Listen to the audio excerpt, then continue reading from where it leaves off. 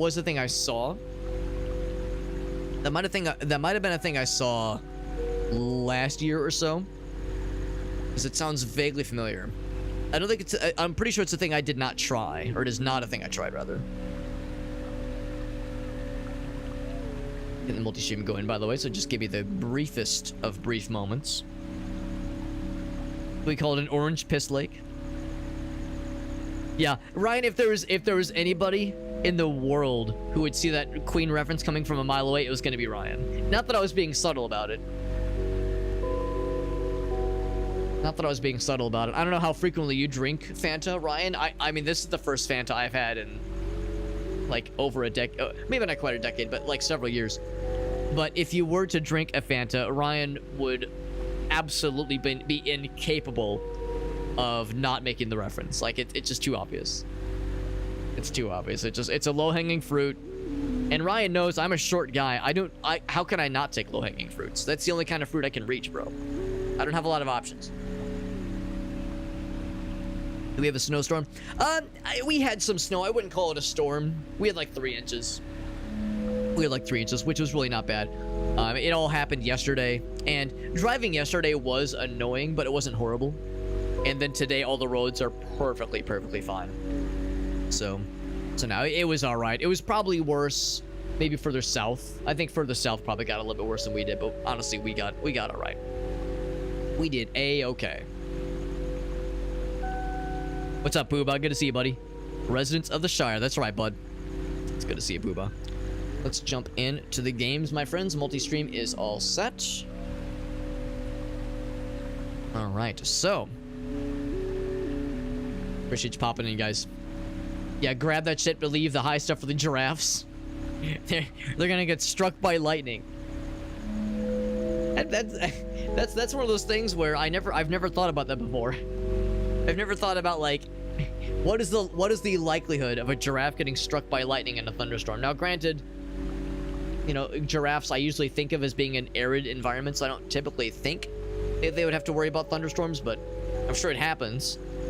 It's like, yeah, mammals that are most likely to get struck by a thunderstorm, like, have that list sorted by likelihood. How far up are giraffes gonna be?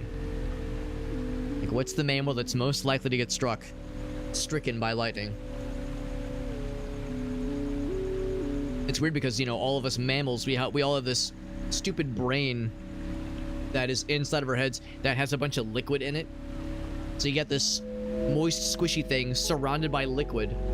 And of course, you know, there's all these electric impulses flying around because we all have brain activity. Well, most of us have brain activity.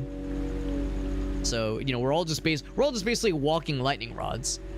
It's no fucking wonder sometimes it finds its way to us. All right. We got Sheena Cat, by the way. Hello, Sheena. Hello, Sheena. So last time, let's see, can I bring up the map?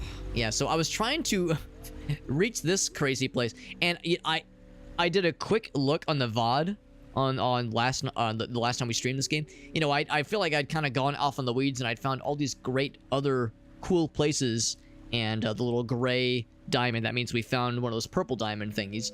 We found a full set of 4 of them, actually, so we completed one. Actually, you can see in the top left, completed one of those purple diamonds. I don't know what the significance of completing one of those is. All I know is that it made our guy have like this vision. He had like this vision, or she had like this vision of horrible things coming to pass, and terrible ruinous activities happening, and all this apocalyptic stuff happening. And I still don't quite know what it entails, but at the same time, we're being led to collecting more of these things. We're being led to find more of them. Let's see, it is C for the special. Cool. Because we did unlock that last time, by the way. I forgot to do anything with it. We unlocked it and never once used it. Anyway, yeah, so when we completed all 4 of these things, to complete, whoops, there we go. To complete, there you go. You can kind of see my cursor. That like purple diamond, basically, the pinky purple diamond thingy. That was what caused us to have these horrible visions. So I don't know if that means we should not be picking them up, or if that's like a true ending kind of thing we're working towards. It's hard to say. All I know is we completed one, and our guy had this like horrible apocalyptic vision, and all we needed was 3 of them to enter into here. Last time, I think I had already explored into here, but I must not have explored the goodest, because I'm pretty sure this is basically where we need to go to get to where we need to get to the boss battle. And of course, the tricky thing that here is that the map doesn't show you exactly where you are. It just kind of shows you like a summary of where you are on the map, but it doesn't show you like exactly what stuff you're standing near, like what hallway or what entryway you're standing near, that kind of thing. So you kind of have to intuit on one's own where certain things are. For instance, have I been to the south area? I don't think I have. And I mean, actually, I'll try it. Whoops. Oh, well, I'll be damned. You can actually walk on this. Okay, well, that actually answers my question, because I don't think I've been down here. And there we go. And I cannot jump across there. Okay, that's okay. Yeah, there's guardrails there. Maybe I have been there. That seems like something, like it's gray, so maybe I've stepped on it previously. Hard to say. Oops. Oh, right, I forgot about this. It dodges and also shoots to where you are aiming, not to where you are looking, or to where, like, you're moving, necessarily. So I could be moving one direction, then fire a different direction, or dodge a different direction. So I need to remember this. So yeah, this is the part of the map I was trying to reach earlier.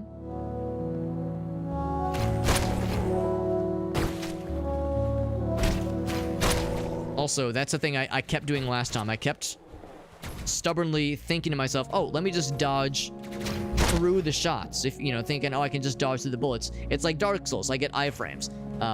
I think we get melee iframes. We do not get ranged iframes when we do that little dodge maneuver. I think that requires an additional upgrade. I think I've already looked through here as well. So anyway, so I have to like train myself to not do that, to not try to like dodge through bullets until I get that additional upgrade.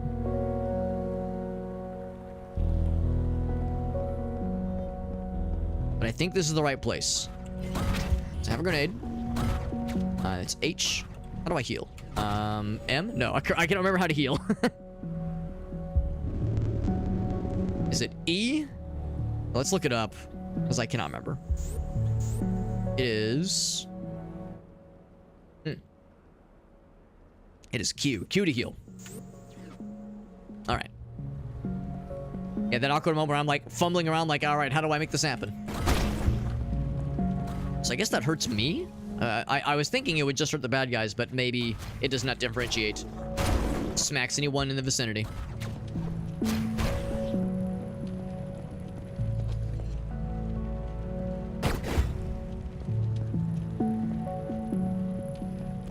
And yeah, I can't break these. Don't worry about the charred skeletons and the things awkwardly being on fire. Just don't worry about it. Oh, okay, that's a trap that does hurt you. It's not just there for show, it actually does hurt. Fire actually hurts. Who would have thunk it?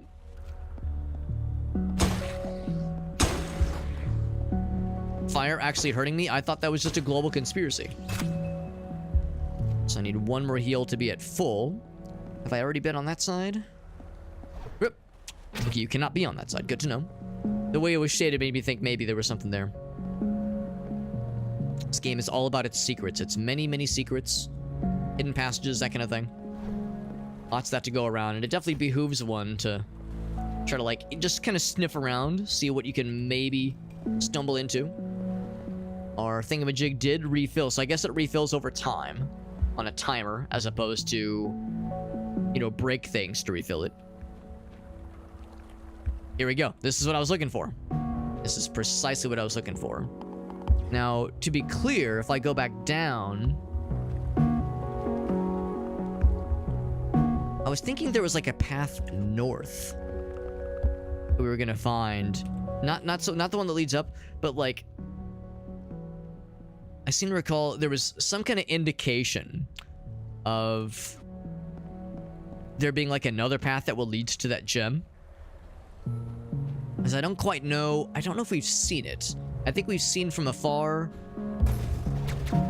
a like something that kind of hints at having something really cool, and that something really cool would probably be where is he? Oh shit, these guys. Something really cool would probably be the purple thingy. So I need to, I'm trying to keep my eyes out for other kinds of like little secret passages, that kind of thing. I think we have to kill a bunch of stuff here, don't we? There's a fellow way over here. There he is. Yeah, he was like sort of on the platform. Ouch.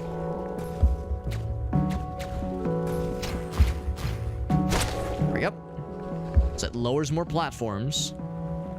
I don't have this one lowered yet, although I don't know if we need to, because I think what we need to do is just go up north. Can I lower this? Some of them you can like, if you find the right side, it'll lower it for you. Might be over there, because that's the thing too. Again, like the map doesn't really show you exactly what part of the platform you're on. It just kind of gives you a summary.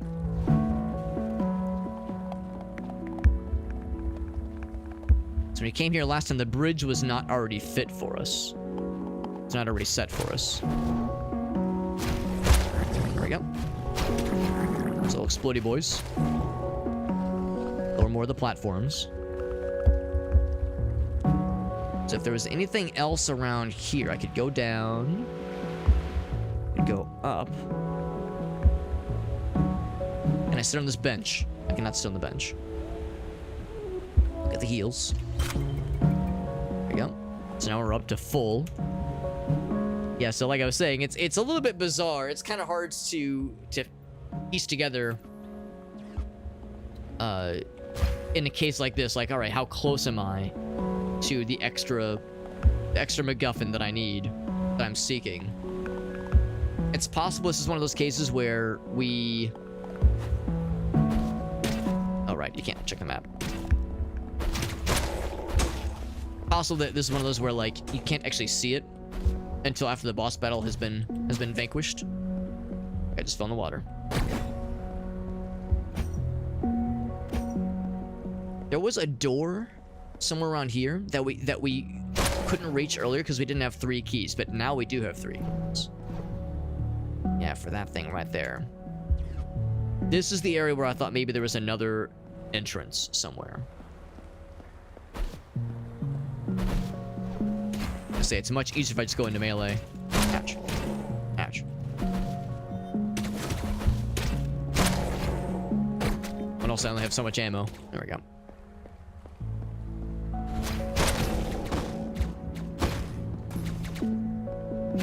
There we go. Alright, so that's another button I can interact with. Find that door.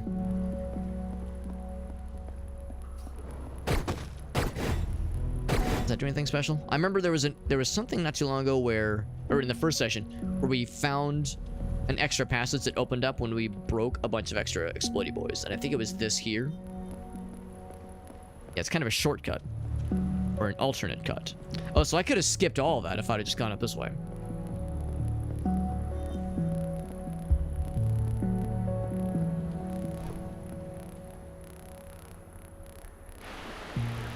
Alright, so it all just kind of loops back around anyway. Yeah, so it does not answer the question of yeah, where these mysterious things could be. Oh, I thought that was me. I thought I was cooking. Thought I found something cool.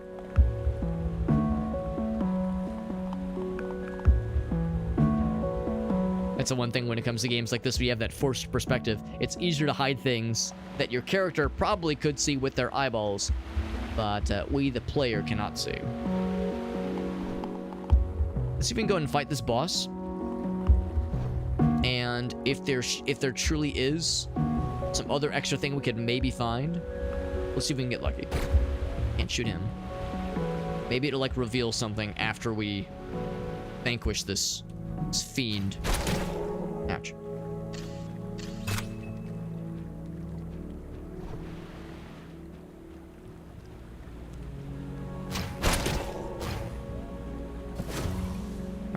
don't think I want to fight those guys. I'm looking to see if I can maybe just grab one more health bar. One more health pickup. Here we go. Perfect. Let's go and jump in and see what awaits.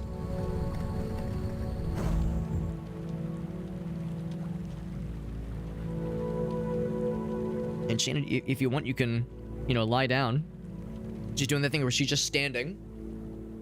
Yep, never once sat down. She was just standing the whole time, and then jumped down. You could get comfortable, Shannon, or you could just be uncomfortable and weird. And that was clearly the option she wanted to be. She said, "Getting comfortable. What am I? Some kind of cat?" So this is the fellow we saw in that vision. He's a little bit more gangly and crusty than I was expecting. So he's a bigger version of little dudes that throw... Oh, crap. Oof. 3 hits. He's a bigger version of the dudes that throw the little grenades around. Each of those 3 hits, I was unexpecting his hits to be that quickly. I thought I could dodge out. Ouch.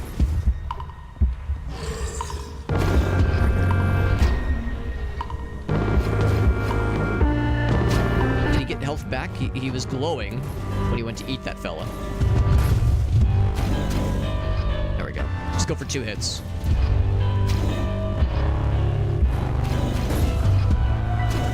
Two hits. Of course, we got a pretty nice speed upgrade when we got that dodge boost.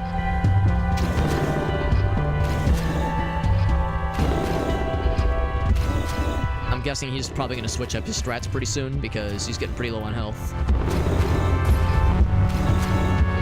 And once you find that rhythm, maybe this is a lot harder if you do not have that speed upgrade. Maybe that's why that speed upgrade was... Oh, okay, sure enough, he's mixing it up a little bit.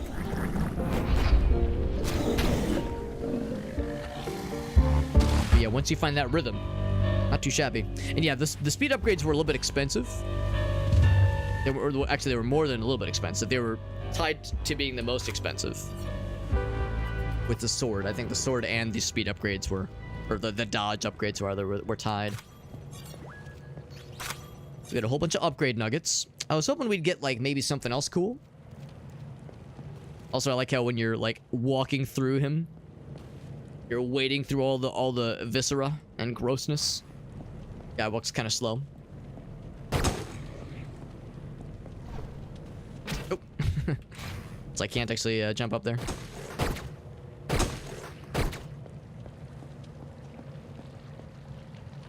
don't know if there's anything, like, special. Any cool things I can find around here. So, after all of our trouble, we find this thingy. What is this thingy? It's a cutscene, maybe? Oh, big pillar.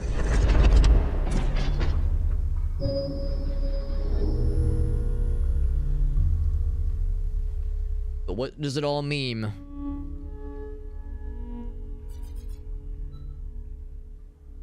It means one of the 4 pillars has been raised. For better or for worse, we done did it. It's blinking with a pink purple energy that is mildly concerning. It doesn't give me good guy energy. It doesn't give me bad guy energy. It's somewhere in the middle. And of course, this game is very mysterious with the stories that it tells and the... Oh, and just the way it tells the stories, even. You know, there's very little text. There's very little dialogue. It's a lot of pictures. And like, just little vignettes of, like, memories. New gun? That's kind of cool. So we have... There's a pistol. This is a short-range shotgun. That's badass. But, of course, a very short range, obviously. Nice to have some options, though. That's nice. I'll take it. That leads us here. Have I been on this part of the map before? Probably not. And although this actually might lead to that last little piece I couldn't find earlier in my searchings. And there it is. There's the last piece. Well, that makes me feel better. I thought maybe there was something dumb I was missing. So, okay, so we completed the diamond. But there's edge pieces as well.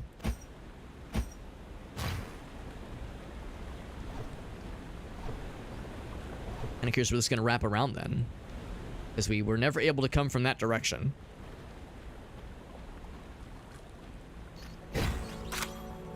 That's really well hidden. That was a sneaky one. We almost have enough for a full upgrade, which is exciting.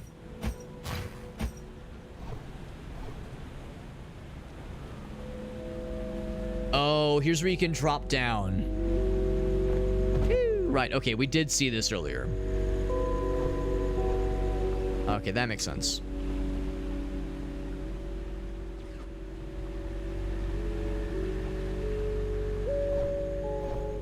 And if I keep going up... Oh, not quite what I was expecting. So the shotgun is really cool. It's not I don't have a ton of shots, and of course it does the same amount of damage. Same amount of damage, but it's a lot of shots, a lot of shootings. I was hoping that would damage him. Ouch.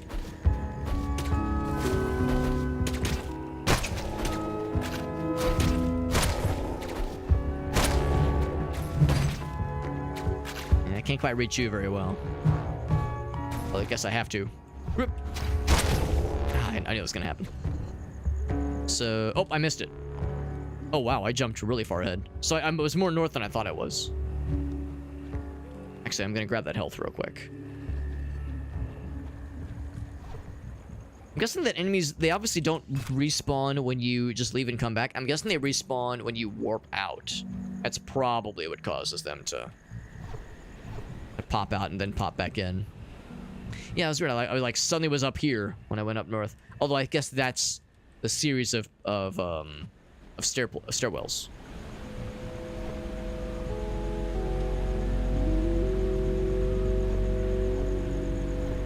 Here's if I can find that one door that was vexing me. That required 3 keys, because we have 3 keys now. This is more south. Let's say it was closer towards the middle. Maybe I shouldn't mess with it though. Let's just head back to town. Because we could potentially get another upgrade. Also, at some point, what I should do is look about changing up our cosmetics. Because I think we'd found that, yeah, you can switch outfits. And that might have more than just a cosmetic aspect. There might be, like, upgrades or alternate abilities that it comes with. I need to figure that part out. Let's talk to some of the peeps. What's he got to say? So we've already talked to him. Yeah, he talked about how the mysterious stranger helped them out. Sword upgrades, dodge upgrades. If I were to do any additional dodge upgrades, it would probably be, yeah, that's one we already have. It would be the one that, yeah, helps us to go through projectiles. And that costs 3 bling blongs. We have 1 right now. Yeah, that would be very, very nifty. That'd be very helpful. Because once again, I keep getting in my mind that I can just dodge through projectiles, and it keeps getting me into trouble.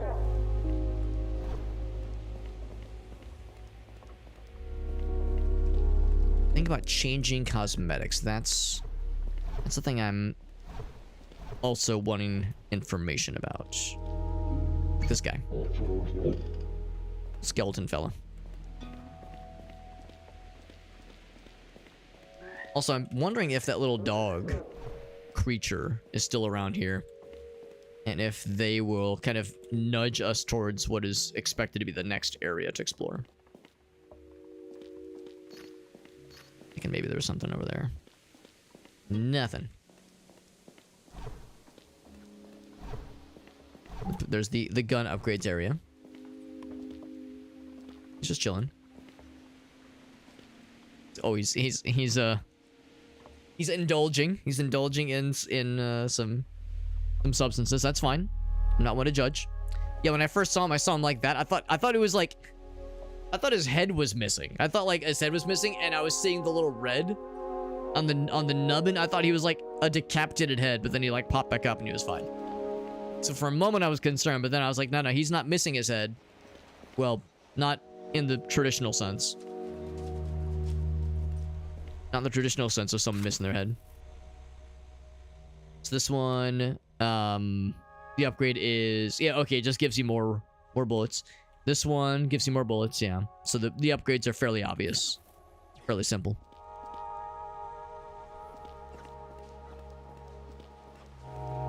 That, of course, would give us more slots for the grenades. Well, actually, hold on. Is that all it would do? Would it just give us a new slot? Also, a reminder, we have Penguin Afro Fella. Yeah, it would just give us a second grenade. It doesn't, like, give us a different variant. Whoosh. This takes all the keys, of which we have 3. Have I talked to this person? Yes, we have. I remember him drinking. He got beat up by this roving gang of troublemakers. And I was very sad. I would be sad too.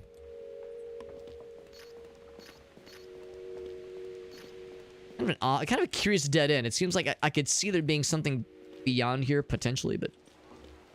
And of course can't, yeah, if like you try to use your weapon, your guy, like, he's like, nope, can't do it. Not doing it. So we can't break anything out here. And so this has been erased, indicating we defeated the boss battle. We didn't just defeat him, we kind of buttered his bread, honestly. It was a quick one. Made probably a lot easier with the dodge upgrade. The dodge upgrade probably is maybe a bit overpowered for a boss that early. And I'm pretty sure that was more or less the first area you're expected to go through. Although this strikes me as the kind of game where you could probably do any of the bosses in any of the areas in any order. This gives you another health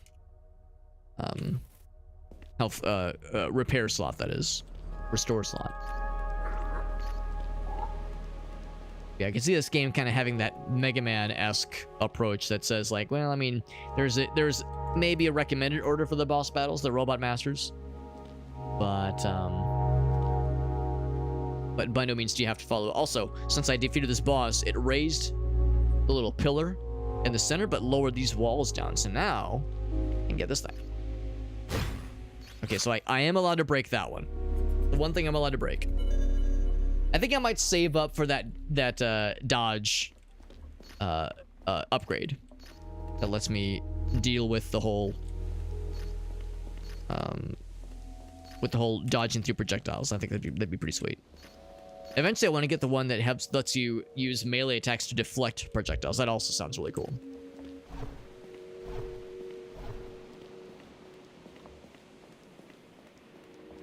That being said, I've yet to find the station that allows you to change the change cosmetics,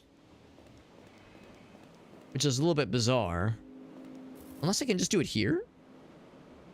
Remember they said go back to town.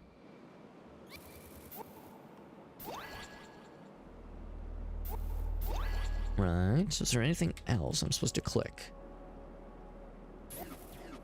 Yeah, I just remember them saying, like, go back to town to change something. There's a bird. Is there another place I just haven't gone into yet? Or maybe a person I should talk to? I feel like I've explored everything. Is that guy, like, avoiding me? This bird fella? Maybe a little bit. It's like, I'm trying not to be scary. I don't want to be a scary fella. Yeah, some of them are like, maybe a little bit perturbed by me. Slightly.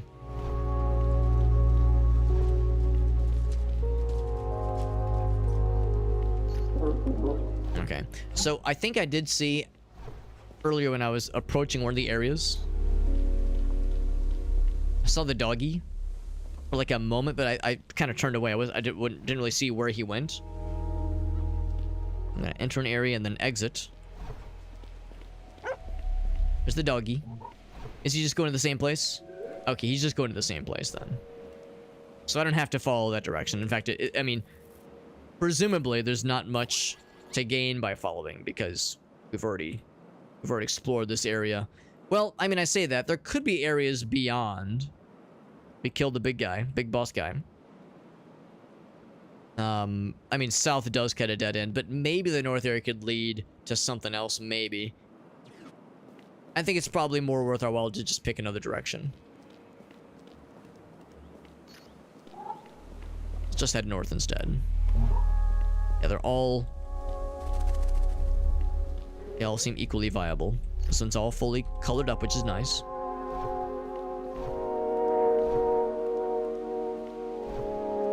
It's a little bit bizarre that I haven't found the station that lets you change cosmetic things.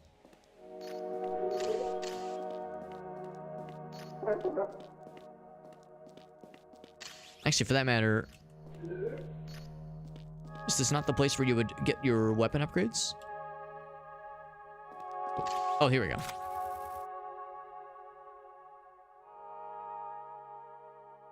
That's a charge attack. There's a projectile deflection. It's cool. A dash attack, which is great. They all sound great. They all sound badass. How's about this?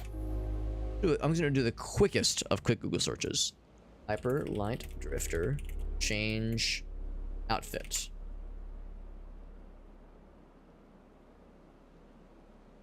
Oh, okay. Okay. I forgot about this. So, the place in which we like woke up at the very start after the fella saved us, I think it'd be this one right here. This is considered our like our base or our house, I guess. Here's where you can change stuff, and also we can talk about this guy. No, we can't. Okay, I thought we could talk to him. I can break things. What do you say now, big man? I'm breaking all your shit. Please talk to me. I'm so lonely. I just want friends. I just want a friend, man.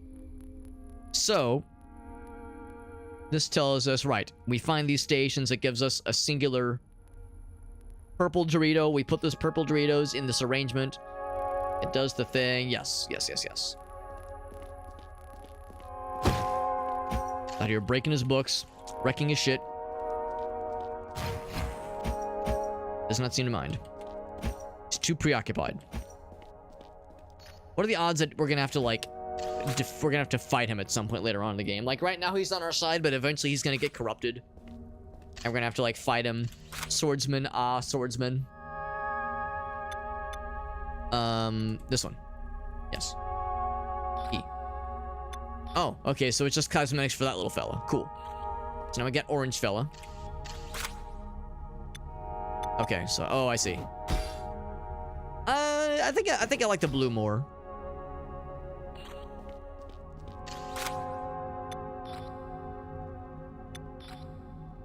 It's kind of cool. Sure. Oh, I broke the mirror. Sorry, mirror. All right, so the cosmetics aren't like a full outfit necessarily. Just you can change your little floaty guy, your sword, and your cloak, if you so choose. I like how all three of the things I found were all orange. Oops. That's orange. The floaty guy is orange, and the cape is orange. So all orange options. Okay. I was hoping maybe he would like say something else, or we would get some like sense of what would be recommended. The next area to check. Let's just go north then. To the guy, he has nothing. Burp, burp, burp. North we go. And if we hit a dead end, if we hit something that says like, oh shit, there's something else you need, then we'll just come back later. But I think we're safe to go this way. Health pack right there. That's pretty sneaky. I was hoping to be an upgrade station.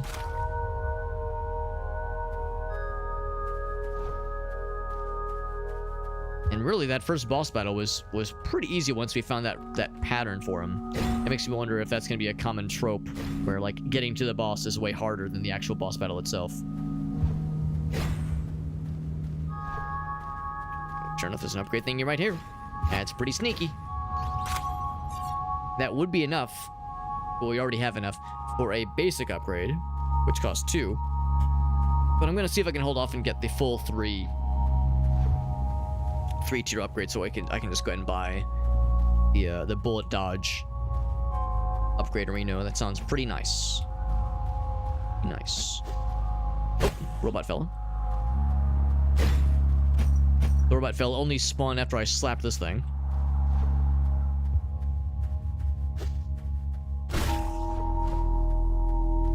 That's really fast. I'm glad I went ahead and got that upgrade, even though it was very expensive. It made that boss real simple.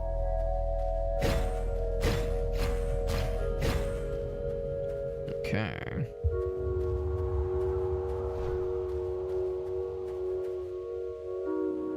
Where this guy's gonna like spring to life suddenly.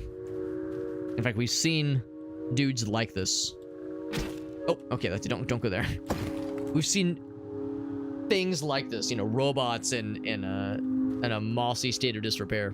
Kind of reminds me of the robots we were seeing in Eternal Strands, like giant automatons, or maybe not even giant, but just these relics of the past covered in moss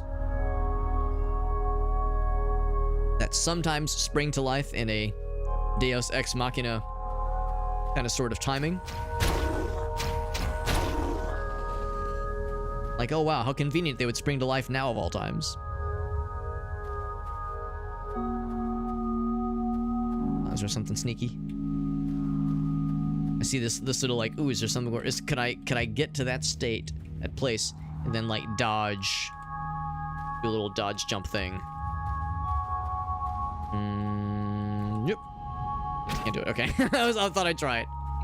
I'm always looking for secrets, man. I always love finding secrets in games like this. Whoop. Ah. Even if it gets me into trouble, or even death. I mean, getting into death trouble is how video games like this usually go.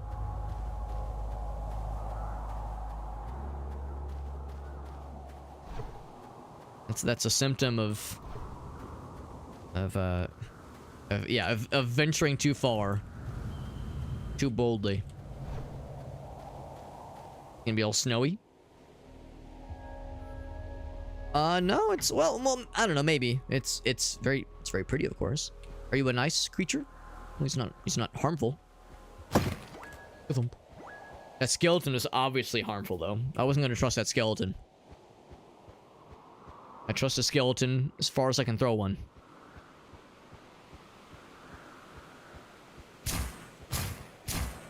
Swoosh, swoosh. Very pretty.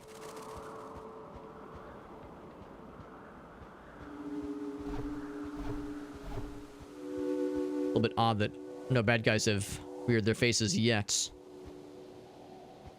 I have a feeling it's about to change. I can dodge over there for sure. To what gain? To what end? Did my guy see something? Thought I saw him hover over something for a moment. Oh. Okay, yeah, just nothing yet. I'm dubious. I don't know if I trust this. I don't trust like that.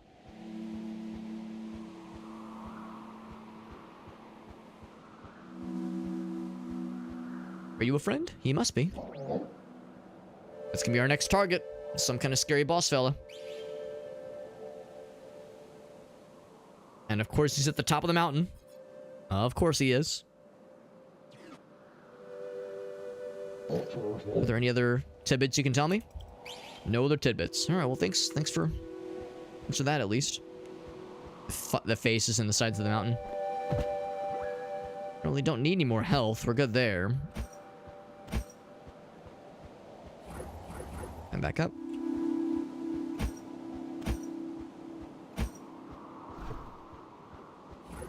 Boom, boom, boom, boom. It's a lot of dead ends. A lot of what appears to be a path obscured by trees, that kind of thing. Uh-oh, our guy's having another vision. Or not, just coughing up something. Can I make that jump? Whoop. Yes. And what does it give me? Other than the satisfaction of a job well done. Upgrade station, very good. I'll take it. I was wondering if the boss was gonna give us something cool. We killed that boss pretty quickly, pretty easily. I was like, oh yeah, is he gonna give me like a health upgrade or like a cool new weapon? I mean, technically he'd give us a new weapon because there was a corpse in the next room over that gave us the shotgun. But the boss itself, it just gave us a couple upgrade points, which is nice, but maybe hoping we get a little something for our troubles. That's okay though.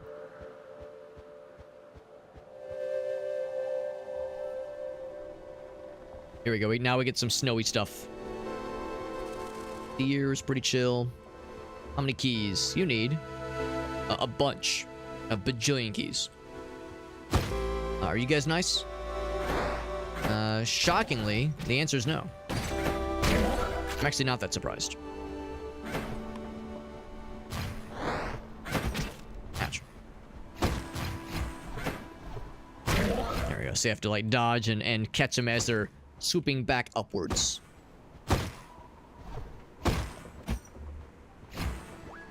Health station. Sure. Might as well.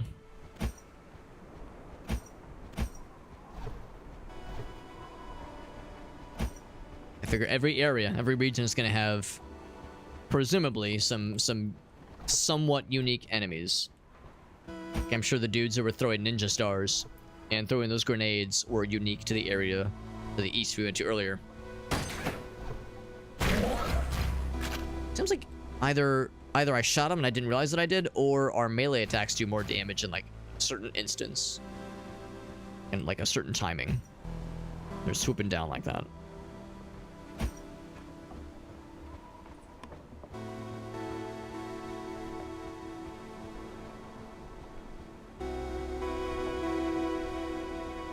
Continue going north, and of course north is the name of the game. What over here? Ooh, suddenly very loud. Suddenly very loud audio.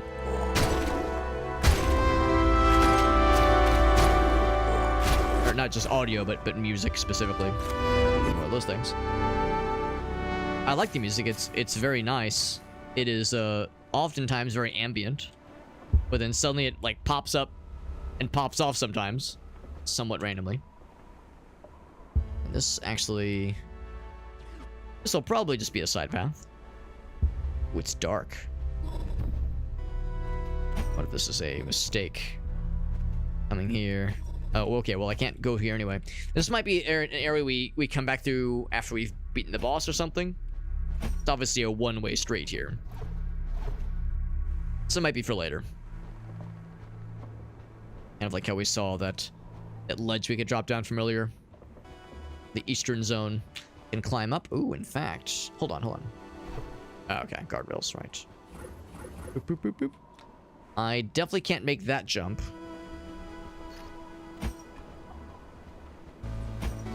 I like interact with any of these things. I mean, they all look different. Something over there. Is there an invisible platform? Whoop. Nope, just death.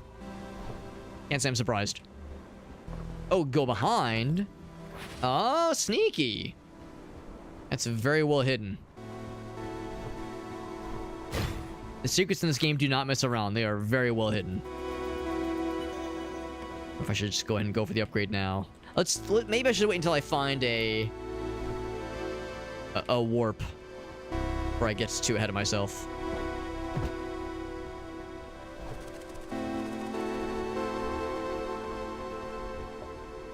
That is pretty cool.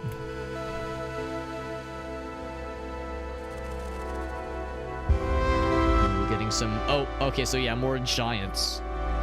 It's been a recurring theme. We saw that vision of the giants that were like decaying at the very start of the game. We've seen other kind of skulls and just carapaces of enormous beings in other parts of the landscape. It's a good thumbnail right there. Good thumbnail. Just our guy chilling while we're watching this, or gazing at this presumed corpse of a demigod in the distance. This game is so mysterious. It's so mysterious. I like it a lot. This, of course, is one of those games that a lot of people played when it first came out in 2016. Can't believe it's been that long. And like a dumbass, I never got around to playing it. So I'm years late to the party. Almost a decade. I'm 9 years late to the party. Better late than never, at least. But man, I see why people like this game so much back then. I'm liking it a lot now, that's for sure. Let's see, can I still have room to stand? Yes, I do.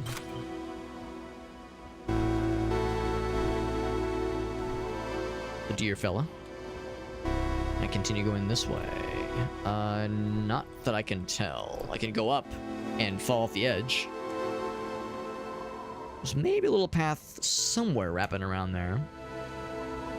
But not that I can access from here. Okay.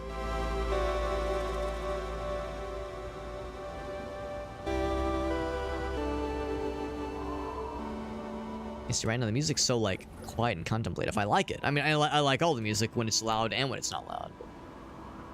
Are you skeletons? They appear to be skeletons. I don't think I can make that jump. Can't reach it with bullets or with platforming. I'm gonna try it, though. Worth a shot. Bird. Oh, fucking blasted at his ass. So there you go. If nothing else, just get up close and personal and just fucking explode the ass with the shotgun. The shotgun, of course, is it's not always gonna be a good idea because the range is gonna be so limited, but the damage output is pretty sweet. Like, a lot of times in video games like this, I tend to really enjoy shotguns. They're not always a wise choice, but they are frequently a fun choice, and that's good enough for me, honestly. See, the staircase is broken there. New enemy type is like some poison dogs. Poison doggos.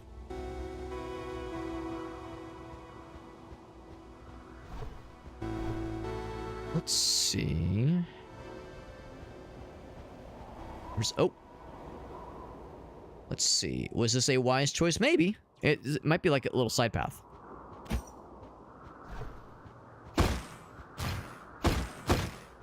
Get to break things. That's pretty cool. More stuff up top. And ooh, that's a really well hidden one. Another upgrade spot. Just so I'm clear. Okay, we're still gathering them. I was gonna say, even though 3 appears to be the max you can spend, I'm still gathering the upgrade points. Health thing, sure, I'll grab it. What is this? No obvious interactions. Some kind of altar. No interactions, can't use it, can't, like, investigate it in any way. Examine.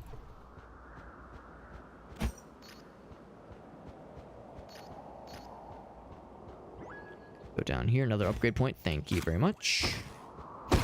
Oh, and one of these things. I still don't know what they do.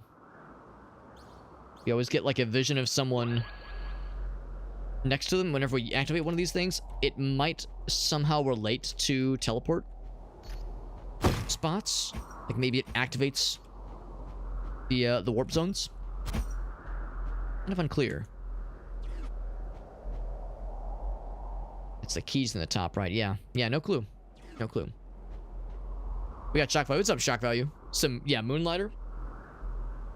I've seen that game. I've never played it, but that game also looks very good. I think that game's just a couple years old. This one came out in 2016, if you can believe it. This game came out quite a while, a relatively long time ago. As far as indie games go, this thing is ancient. You know, indie PC games. Are you a friend? He is. He tells us of, like, they're like bird monks, bird monastery fellas. And there were some invaders that burned the village. They took the eggs and moved elsewhere to here. Here they are. There's his little bird friends right there. Mechanics were kind of cool. Yeah, I've never played it. It does look fun. The downside when it comes to games like this is that, you know, indie games that have a cool aesthetic and have some kind of 2D presentation and have pixel graphics and have like quirky platforming, quirky combat. Like that describes so many indie games. And a lot of those of these indie games that are, you know, remarkable in those kinds of ways are trying to, or, you know, they're inspired by games like this. They're inspired by Braid. They're inspired by Fez. You know, all these indie games that would have came out around like the Xbox Live Arcade era, 2008, 2009, 2010. And a lot of them were really good. Like this one's great, obviously. Like what's one I like to reference? Bastion. There we go. Bastion's another good example. Like some of them are really good games, but unfortunately there are some. There's a lot of them that are just okay. There's a lot of those kinds of indie games that are like that clearly are borrowing heavily from these other kinds of small scale indie games that were really cool and did something really unique and innovative. Some of them are amazing, like this one. Others are just kind of all right. And unfortunately, it's kind of hard to distinguish them sometimes. Like they all kind of look very similar, for better or for worse. I'm gonna go back down, by the way, because I think there was another alternate path I could try. See, I'm not trying to say that Moonlighter is just okay, but when I'm looking on Steam at indie games, at platformers, those kinds of things, I have to like pause for a moment. Like if I see something that looks really cool, I have to think to myself, does it look cool because it reminds me of something that I've already played that probably does it better, or is this like bringing something new to the table? And honestly, it's fine if a game is just kind of derivative of a game I really like. That's okay. How many Soulsborne inspired games are there out there that promise the moon and are just okay and are derivative and fine, you know, without being amazing. Like that's a very tried and true example. Of course, I always like to harp on survival crafting games as being like the one that gets me the most, where, you know, it's great when you play it for like a few hours, but then after like the third or fourth or fifth hour, the grind starts to set in. Like that's okay. I'm not trying to say that's bad or that like games like that shouldn't be made. It's just, you know, trying to keep my expectations in check. So how do you find the gems, right? The games that are truly something, either doing something special or attempting something weird in a sea of very positives on Steam. Here's this guy. Now I'm assuming he's killing the enemy birds, not the nice birds. These are the mean birds, right?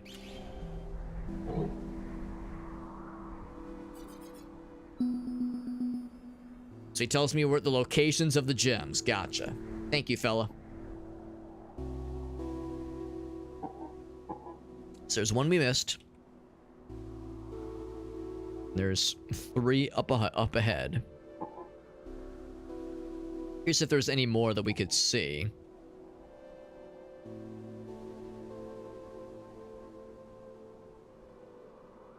Yeah, you know what? I bet I know where that one down there is. That's the one where we like come out the opposite direction, behind that locked wall, that locked door. That's what that one's gonna be, no question. So I don't have to like venture backwards necessarily. I can't break these things. I can't break these cuffs. Oh, I can shoot though. There we go. Yeah, but that's the reality. There's a lot of games, there's a lot of genres like that on Steam.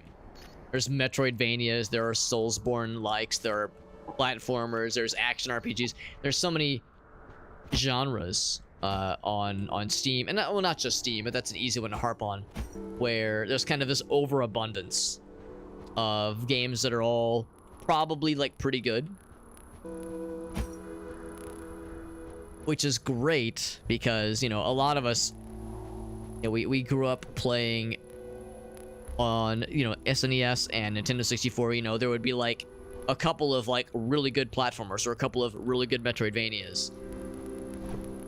Whereas now there's like so many. There's hundreds of like representations of all these genres and subgenres on Steam, on Epic Game Store, on PS5 Game Store. Xbox, Switch Store, all these games. So it's like, since we have so many, and because our time, of course, is limited, we have to, some of us are implored to be a little bit more choosy. Which one do I go for? Which one do I buy? Which one do I try the demo on? So, you know, we live in an era of plenty, which is a good thing, but with that abundance comes, you know, like we have to get kind of we have to change our trajectories accordingly. I'd seen something not too long ago on Steam where there was I can't remember how it came up, but there was a game that was that used to be on my wish list that I was reminded of, called The Impossible Game on Steam. It's called The Impossible Game, and I never did buy it. It came across my timeline because it was on my Steam wish list, and I couldn't help but notice, like, yeah, you click into it, it looks like one of there's like a dime a dozen of these kinds of games, like just precision puzzle platformer kinds of games. Not even platform, but precision timing game, where you have like a little square that runs along this track. You have to time your jumps correctly, and if you have one misstep, you restart the level over again. These kinds of games come a dime a dozen, but that game came out like 2012, like 2009. Like, this was an early Steam game, and as a result, it had like 10,000 reviews on Steam. So like there was a period in time where, yeah, you could kind of get away with, I shouldn't say get away, but you know, if you had something that was simple like that, that was enough to make a mark. But now there's so many games like that that's not enough anymore. Just wondering if there was maybe something else I could do up here, but I think I just got to go around.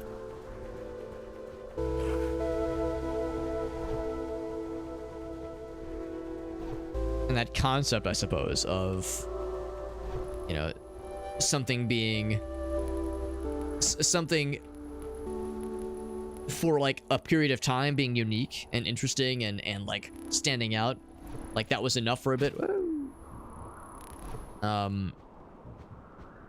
But nowadays you need something else to differentiate yourself. That goes with streaming as well. That's something I've talked about a lot, where, you know, when it comes to the stream that I run here, I'm frequently trying to think of ways to mix it up and do something different.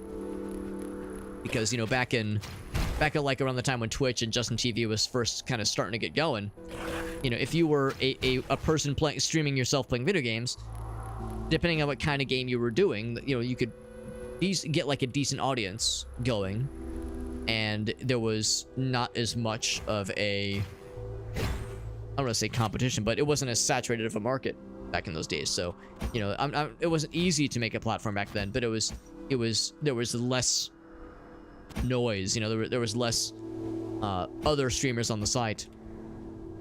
So, you know, if you ran a decent stream and like were consistent and were like had kind of established like a personal brand of sorts, then yeah, you could like get some momentum going. Whereas nowadays, like that's not enough. You have to bring something unique to the table. You can't just be playing games and expect partner status to roll in. Like there's more effort that has to go into like building up a something special, and also ideally probably not put all your eggs in one basket. So, you know, it's a good idea to have a YouTube channel and a TikTok channel and Instagram and all this other shit. So it's just a different landscape now. I feel like all these things together just kind of go along with how these things evolve over time. You know, Steam's been around for, oh gosh, I think Steam first started in like 2004, back when Half-Life 2 came out. Maybe a little bit before. Obviously, Justin TV and Twitch would have been like 2006, 2008, somewhere around there. Now, all these things have been on for a hot minute. Selection was limited, that's right, yeah. Didn't have internet to choose. That's the thing too, yeah, we were limited by, especially on console, you were really limited on what is made and what gets ported, or maybe not ported, but what gets released here, you know, developed overseas, developed in Japan, and what gets released here, what gets shipped, what gets approved. I mean, with PC gaming, I'm sure there was some of that at least, but there was also like there were weird indie games on the PC market, at least. So at least for PC games back in like the late 90s, there was shareware. There was like, it was a little bit more of an open ecosystem. Console players, we were a little bit limited for sure. Yeah, I'm with you, Shock Value. The number of times I had to settle for like a mediocre game. Oh, maybe there's something over there. Having to settle for like a mediocre console game and just do my best with it, try to have fun with it, that kind of thing. It came up quite a number of times when I was a kid. Magic user. A good example is the Mission Impossible game on the N64. I think it was on PS1 and N64. I remember my brother and I, we rented it because we loved GoldenEye. We loved GoldenEye, so we were like, sweet, let's find another action movie game. Because the GoldenEye game is so good. Obviously, any other action movie game is going to be also amazing. How wrong we were. I mean, it wasn't terrible, but it definitely wasn't great. It wasn't great nearly as much as we were hoping it would be. But we had our hopes set on it being like another GoldenEye experience, and it's just fine. It's just okay. It's nothing special, but it's not terrible. That being said, I haven't played it in years. Maybe it's not aged well. Maybe it is terrible for all I know. Man, wouldn't that have been great? Something behind the waterfall. It just seems perfect. It just seems perfect. It defined the time. It's funny because I was hanging out with some friends for Super Bowl Sunday a few weeks ago. And our host asked us to bring our favorite N64 games. And of course, one of our buddies brought GoldenEye, brought some controllers. And I love GoldenEye. I love GoldenEye, and I've played quite a bit of it over the years. So I like to think I'm a contender. I'm a contender when I play the game. Like, I'm not a sweaty tryhard, but I like to think I know my way around that game decently well. But I mean, of course, no matter how practiced you are, it is always jarring going back to single analog controls, the clunkiness of how that game runs and how it performs. And of course, we were playing 4-player co-op, so of course it was extra scrungy. Or not co-op, 4-player multiplayer. But it was still fun. It was still fun. So it was fun to kind of bust out for old time's sake. Whoops. There we go.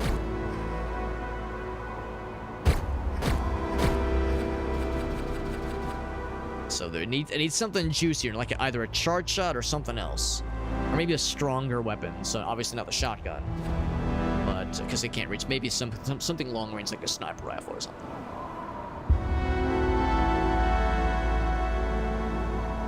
So yeah, so GoldenEye, it's a great game, but it was a relic of its time. It came out in a time where single analog was how it went. Going back and playing it now, it's a little bit jarring. Mario Kart 64, that game is still fun. That game, of course, is still fun. Although Mario Kart 64 has also shown its age. The rubber banding for that game was brutal. Whoa. Trap? Like, should I... Does it like drop down? Okay, so I was like, is that gonna take you somewhere? No, you just take damage. It takes you to the land of taking damage. That's right, I didn't take more damage there, honestly. Are those? Once I find a warp, I'm gonna be teleporting back to town and get me some goods. Yeah, Mario Kart 64 has definitely aged, at least to some degree. Just the rubber banding for that game is, with AI, the way that the AI players are like always on your ass no matter how you're performing is very frustrating. There's some clunkiness to that game for sure. But it's a classic, and it's one that I have untold number of hours in, so I definitely can understand the nostalgia and the joy that game brings, so I totally get it.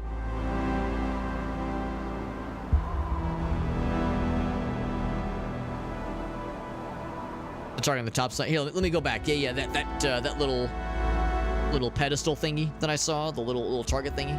Let's go back. It's entirely possible that there was something I just didn't notice.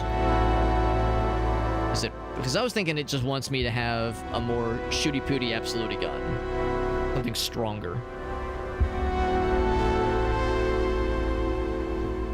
Would have been back this way. Where did I see that thing? I think it was before the Mage Fellers. Right here. I'm full of shit.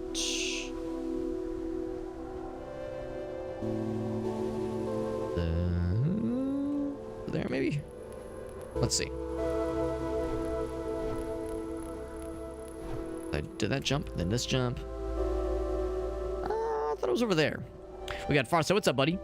Buckos and fuckos. Which one am I? I hope I'm a bucko fucko. I hope I'm both.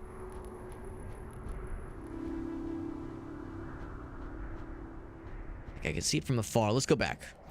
Let's go forward, rather.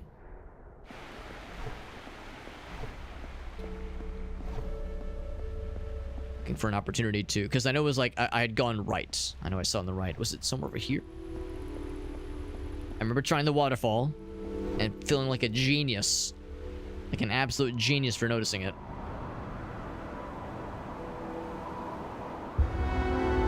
Oh, here we go. Here we go. So yeah, try the top instead of the side. Yeah, let's try that.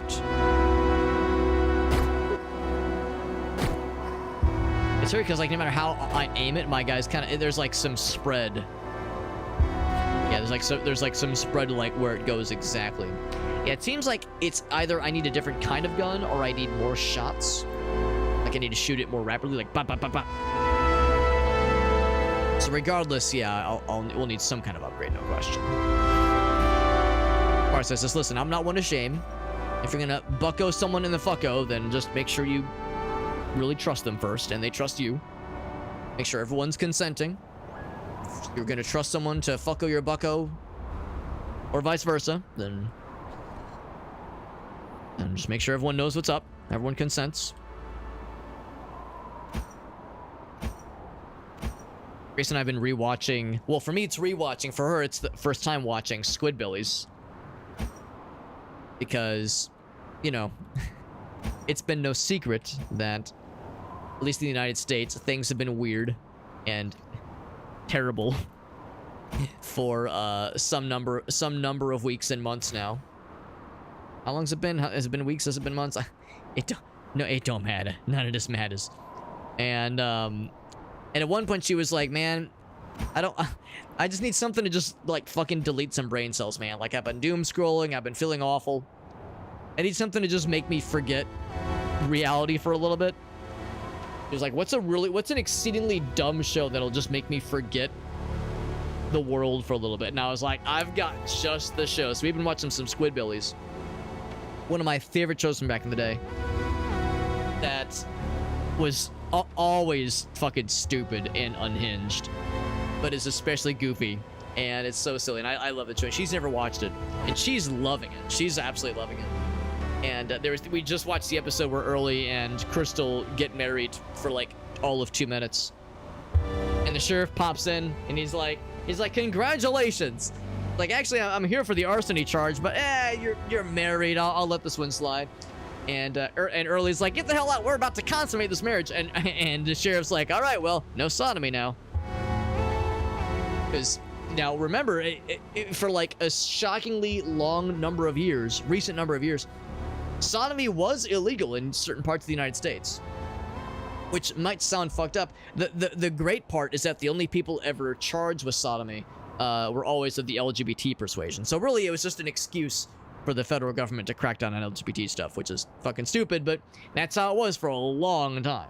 For a long damn time, and it's fucking wild. I think that show takes place in Georgia. We got Meerkat. What's up, Meerkat? Yeah. Do not touch the tram. My dreams are all dead and buried. Oh, God. He's got 5 health. I bet you think you're real cool. Well, now you're real dead. Oh, but there's more. But wait, there's more. So we've seen regular swooping birds, and then we've seen like mage spellcaster bird. Ouch. Ouch. It got idiot. Heal. What's the third one? Ouch. So some of them turn invisible. Got forbidden bird magic. Is there a third one? Oh shit. Dogs.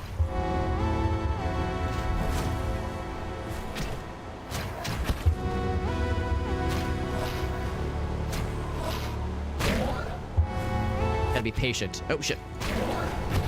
Oh No, he killed me beyond the grave. Damn it. I thought I could dodge out of that shit. Damn it. What was that about being patient? Alright, so I got the kill, but now we have like... Oh, God. I wonder if this is a glitch. Because I died at the exact same time that I killed those guys. Okay, no, we're good. We're good. I thought there was like oh, God, I like fucked the game in some way. Interesting. I thought I'd have to just redo the fight, but...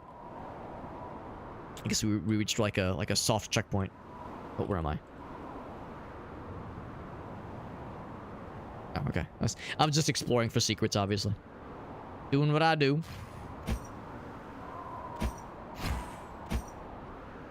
Also, Meerkat, answer my question. How long has it been?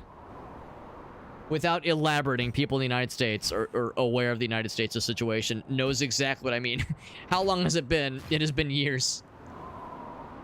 This 3 weeks has been the longest 12 years of my life. So here we go. We have a warp station now. Warp zone!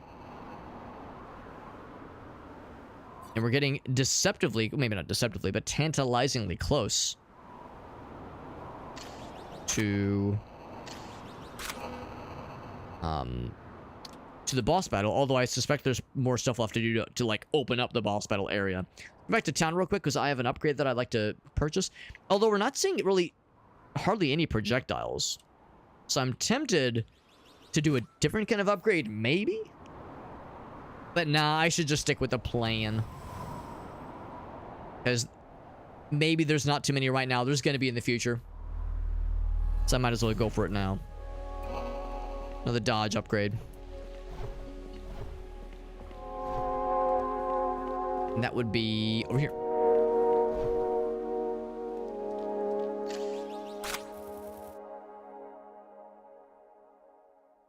The one that helps me. And I'm assuming I can have multiple upgrades simultaneously. Yeah. So it's not like I have to choose one or the other. I can have both simultaneously. Yes. Yes, I'm like pretty darn certain of that.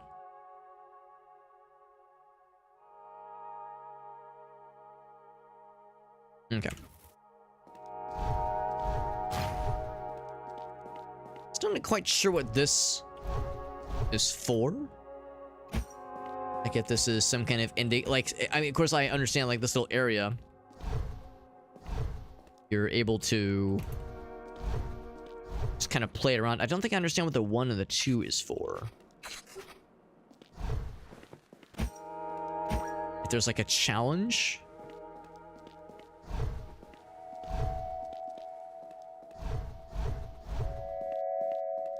Yeah, if there's some kind of like speed challenge. It's just unclear to me. Maybe like to get from one end to the next. So I think there's like a cooldown and how quickly you can mash the space button.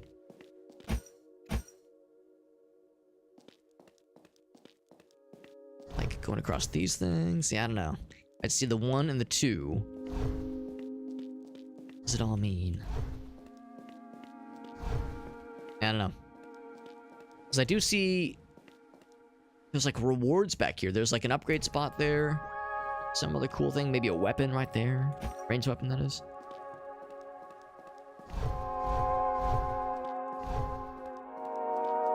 No matter how you slice it, you're limited. You're hard capped only doing 3 dodges before you have to like let it recharge. Maybe after you get all these things upgraded, maybe another slate of upgrades appears. Like maybe there's other dodge abilities we have yet to have available to us. We did see that one area in the first zone that has all those platforms and like a big string of them. A big string of platforms so you can jump through pretty easily, but you take damage if you stand on the platforms for longer than 1 second. And of course, when you have the quick dodge, you can just power through, you can just jump over them really easily. But again, there's like a hard cooldown after you do 3 dodges. You can't do any more. You have to like wait a full second for it to reset the cooldown. So I don't know of a way to go through that gauntlet without taking a bunch of damage and just straight up dying, unless the solution is just buy all the health upgrades and just tank your way through it, which I suppose is possible. But it makes me wonder if there's like some other way to do it, some other Another answer.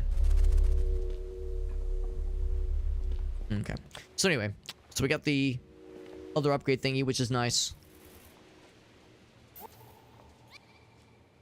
Just jump on back up. So that one, once again, I don't think we can get yet. I think that'll be for later. And I suspect we're going to be able to kind of go off into the weeds. And by weeds, I mean just this little southwestern area. Set that up next.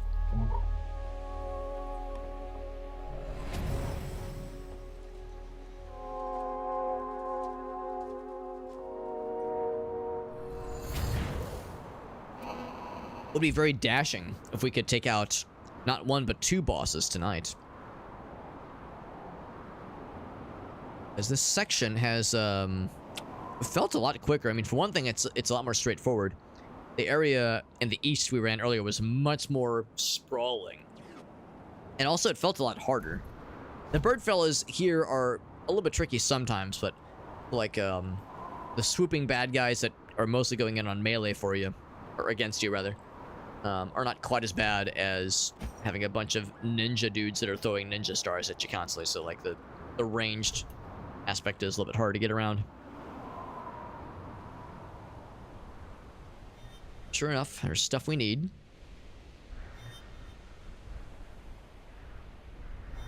What's this guy's story? He's dead. That's a story. Can I go and crack this one open? Kind of weird for it to be out in the open here. Alright, that's one.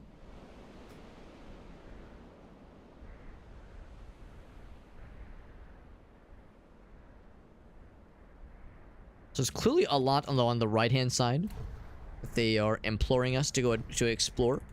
And of course there was that Colossus in the distance that was frozen to the countryside. Kind of go to the right-hand path first. I'm always a big fan of going the wrong way first if I can help it. This might be one such case where I can indeed help. By going in the wrong direction. Something over that way. Whoa, it's a raid from Dutson. What's up, buddy? Thank you, bud. Thank you, Mr. Dutson. It's good to see you, dude. Can I just jump over? Oh, I can't just jump over. We're playing Hyper Light Drifter. It's my first time ever after playing this cool little game, and I'm really digging it. It's a very good game. Oh, I need the things. I need presumably 4 of the things to open this thing. That'll be for later. That'll be for later. It's a bad at video games fellowship raid. Dudson, are you trying to imply that both you and I are not extremely professional video game players? Are you trying to imply that both of us are not top tier extraordinaires at every game we touch? Thank you, bud. Thank you for that raid. We got Nova in the house. Thank you, bud. Professionally mid. That is, I mean, listen, if you're gonna be mid at something, you want to be really professional at being mid, okay? Honestly, I know streamers that are just exceptionally good at games. Like it's true. Some people just have the knack. There's something about it. There's something about how they operate. They're just pro gamers. Others, the rest of us mortals, listen, we can't all be professionals. Some of us, myself included, I don't strive for exceptionalism. I strive for mediocrity. I strive for being average. I definitely don't want to be cringe. I don't want to like make people like miserable when they're here watching the stream and they're going, "Oh, brother, this guy stinks." Like I would like to avoid that. But I know better than to like set the bar too high, obviously. Also, I'm very short. I'm a hobbit, you see. So I don't do very well with high bars. Just in general. So there's not one, but 2 locked doors. One has a 4 thingy. The other one has a 3 thingy. I definitely got to come back here when I get more of those little gems. Those little gems unlocked. So we'll come back here later. Dutson, thank you for that raid. And as always, that's whenever you know how this works. Whenever you raid in, or anybody raids in for that matter, they have the option, if they so choose, to give us some clips of theirs to see what they've been up to. Kinds of crazy shenanigans they've been up to on their end. So if you had like a Twitch clip or a TikTok video or something short and sweet, You want to show off? We can all watch together. Put it up on the big screen. Playing Redout 2. I know I've seen Redout 1. But I don't think I've seen much of Redout 2. I would presume it's probably similar to Redout 1. Yes, they are out there. They are out there, believe it or not. Playing Elden Ring on a steering wheel, good lord. Of course, that kind of thing in particular, those kinds of challenge runs with less than ideal control setups, you would presume they like have to do like some kind of practice, right? There's just no way.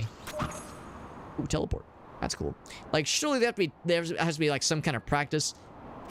Surely they didn't just pop out of the womb with that kind of skill set. That took some honing. That took some refining.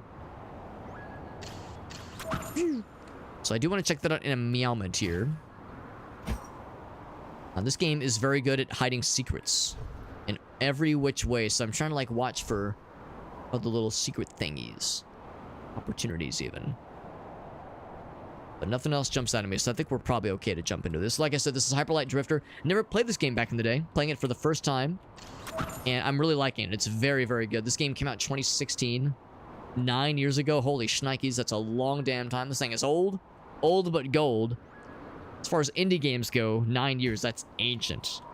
That's ancient as far as indie games go. And I remember everyone played this shit when it first came out, and I missed out like an idiot. Not that I, like, avoided it, I just never got around to playing it. But I'm playing it now, better late than never. And it holds up exceptionally well. The storytelling is very unique and interesting. The gameplay, of course, is very cool. The combat and the puzzles are interesting. But, like, the overall vibe of, like, the story building is very fascinating. Ouch.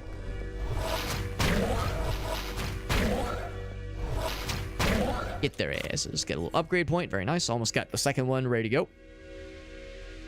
Yeah, bright and fast. That's right. Bright and fast. And a really sweet soundtrack. Now, I did not know about this soundtrack being exceptionally good for Redout. That's good to know. Because I've seen it, but I don't know if I've, like, listened. Like, I've just seen the visuals. I don't know if I've, like, heard how it sounds. So you played this game last year. That's awesome. And, of course, a lot of people, like myself, are getting into this game either for the first time or for old time's sake, because the sequel is in early access right now, and I've heard mixed things about the sequel. Whoa, shit. But I've heard that it's obviously early access right now, and that there's a roadmap now to switch some things around and kind of rebalance some things. Apparently, Hyper Light Breaker, which is this game's sequel, one that's in early access right now, apparently it is a little bit unbalanced with the difficulty, according to some who have played it. So apparently it's like very, very unforgiving and very brutal. This game isn't overly challenging. It's also not easy. Doesn't exactly hold your hand. But I wouldn't say it's like brutal necessarily. I wouldn't think of it being that kind of game necessarily. See this and I go, ooh, is there like a thing I can go? Like a place. Hit. I'm looking for secrets.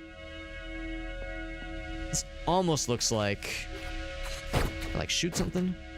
Almost looks like something that would be destructible. Like, can't get here, obviously. Wasn't super wowed by it. Yeah, I am curious. I am curious to check it out, which is part of what implored me to check this one out. I'm encouraged by the fact that the devs do have a roadmap going forward, so they can, you know, continue to refine things and clean things up, hopefully. It's that one. Uh-oh. Okay, there we go. I was like, oh god, I'm stuck. So this one's already collapsed and crushed some poor dude underneath it. I'll get the health, though. Oh, never mind. And heal up.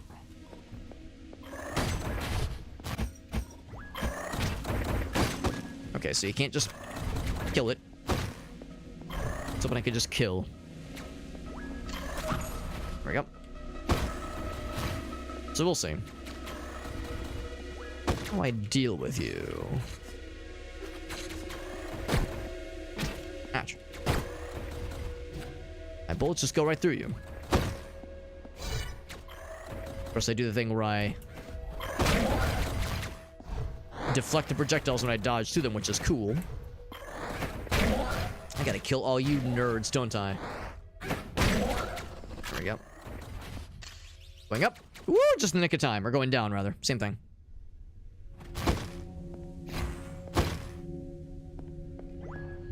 But yeah. Oh, yeah, yeah. So you've seen some of the gameplay, yeah. Because that thing, it's like, it seems like a very different style of game. The sequel being more roguelike inspired. This game is not a roguelike at all. It is just a really good adventure platformer sort of RPG kind of game. Ouch. You guys have a lot of health. He's a healthy boy. 2 hits and then dodge. That's how we do it. Yep.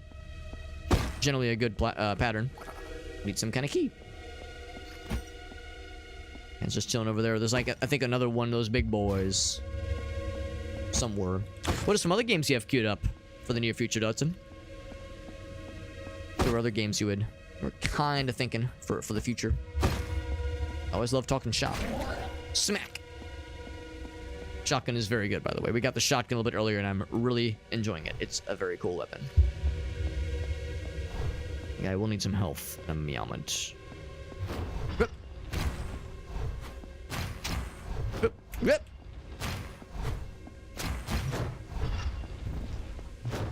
He's a jumpy boy. He's also a dead boy. So the princess. Oh, that's a fun one. One game at a time. That's fair too. Not juggling stuff. Yeah, that's understandable. I go through periods where I'm like juggling a bunch of shit, and then I go through periods where I like hyperfixate on one thing at a time. So I know how that goes. Especially when it comes to like if there's like any projects that I'm doing with friends, where I'm like bouncing around. Oh, come on.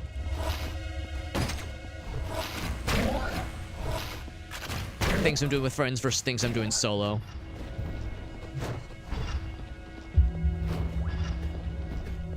Well, this is awkward. I need you to come back here so I can kill you so I can leave. Uh-oh. Hope I didn't soft lock it. Can you jump over? Uh-oh. This might be a problem. I was noticing some weirdness with that platform. Did that do it? Yes, it did do it. Okay. Oh, God. Now, wouldn't that have been amazing if that would have killed his ass? I'm assuming they're susceptible to environmental hazards just like I am. It was just an upgrade point anyway. Yeah, you thought the same thing I did. I was like, wait. Maybe there's something I can do here. That would have been very silly. Alright, so now a whole bunch of stuff is cooking. A whole bunch of stuff is schmoovin' right now. Like how it gives a little indication which direction it's about to go. So we have a whole bunch of environmental dodgings to do here.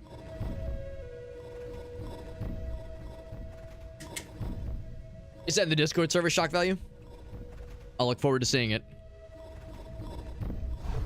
Grace and I did have a moment not too long ago. Now, I never did watch 30 Rock back in the day.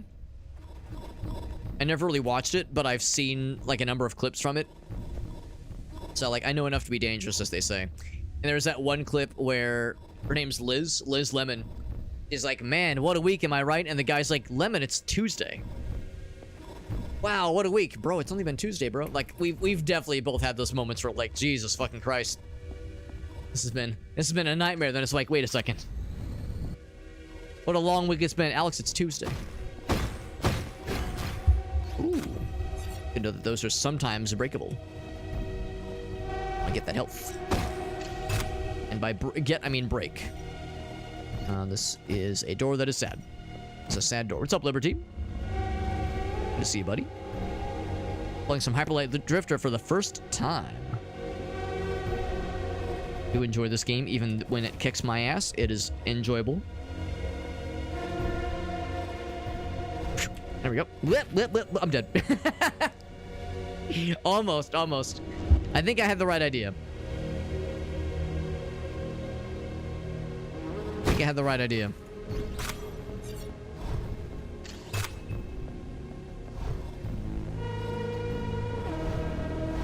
Shit.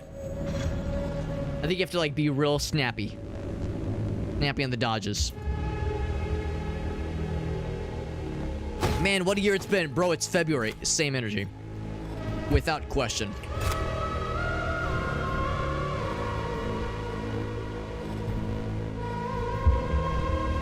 Shit, man! Every time I think, okay, I'm gonna do it better this time.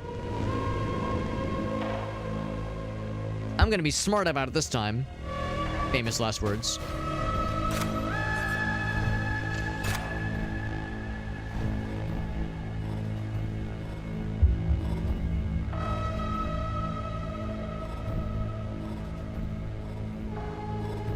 Instead of dodging through it, I'm just gonna let it do its thing. There we go. Oh shit. Well, I think I almost had it. Instead of dodging through that initial opening, I think I need to just let it slide me out and then dodge out of it if possible. I think that's the key. There's like a brief opening when it first slides back to slide through.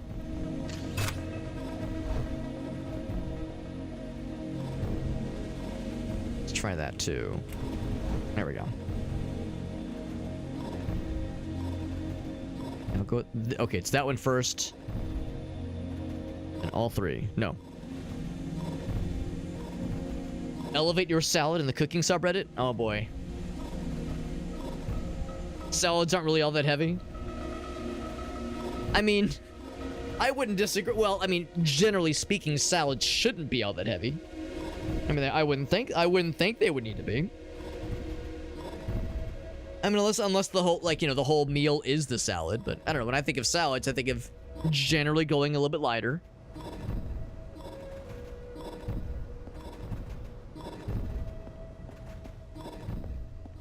There we go. It does go all the way down, even with that little divot. You're still not in the safety zone there. Whoop, clicked outside the window.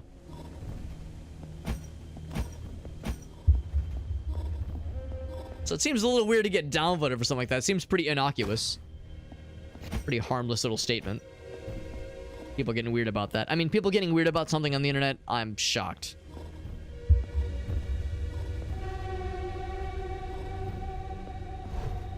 There we go. Break that thing. That opens the door.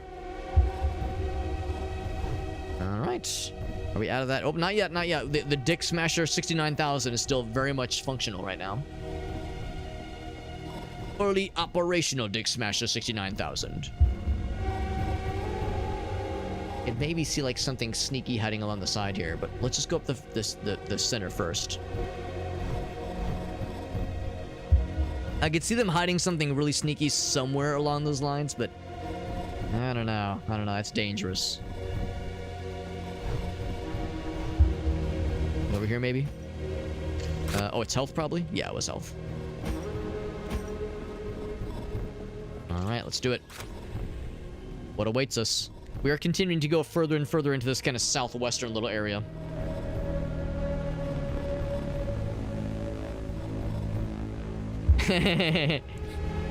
Nuclear pasta found in the cores of neutron stars. A real term, by the way. Hyper-dense nuclear pasta is a real term. I mean, listen, I do enjoy pasta salad. I don't usually like to go, you know, impossibly ham. Oh, it's a one-shot. Oh, so those guys do two hits of damage. Good to know. I usually don't go, like, super hard, like, super heavy. Really, with any kind of salad, pasta salad or otherwise.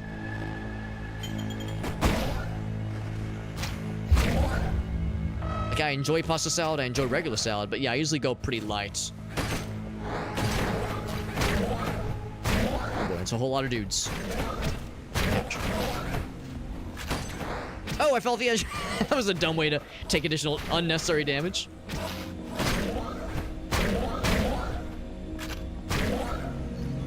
Alright. Swing. That's how you know we're done. We fucking stab the earth. Strike the earth. Took a bit of damage there, but that's okay. Shotgun really came in clutch there. The shotgun just shreds these dudes as they swoop in towards you. That would have been a nightmare to have handled if we just had the pistol, but the shotgun made very short work of those fools. The foolish fools. I do like that stab. That thing that little flourish we do when we finish a really cool combat situation.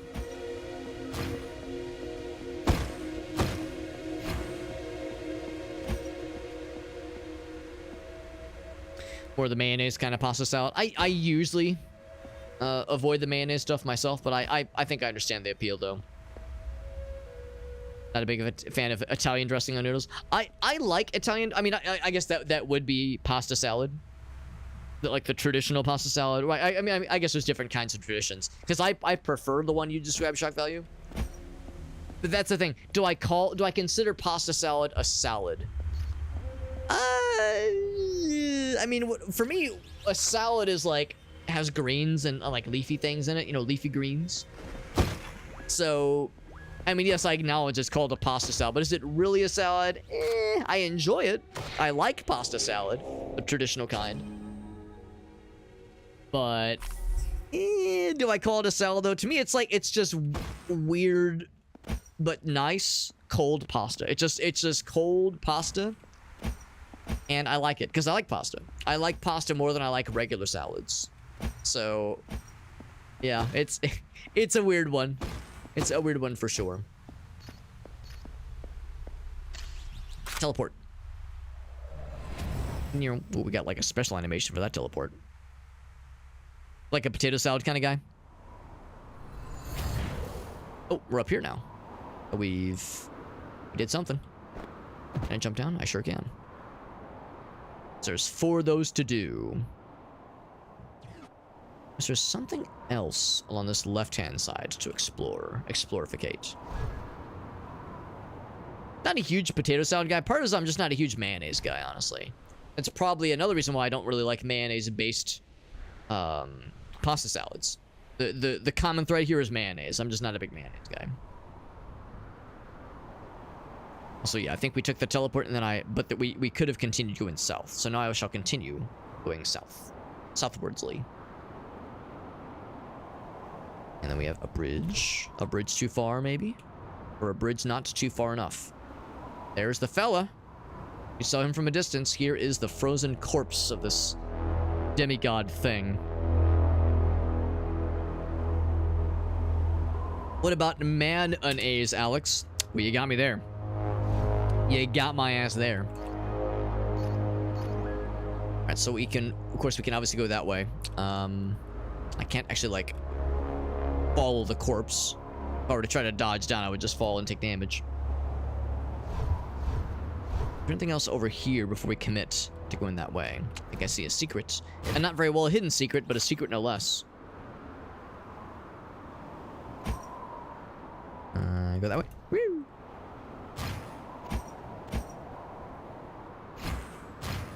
Could it be like something hidden somewhere? Oh. Skeleton and doggy. So that is 3 upgrade trinkets available now. So if I wanted to, I could go back to town and buy myself a little something. Buy myself something pretty. This little secret area just keeps going. Wonder how far this rabbit hole leads us. Only one way to find out. Let's keep on going, baby. I could leave now, but I feel like I should wait until we find another warp station, or we go back to the original warp station. Leaving now would mean we'd have to do a lot of backtracking anyway.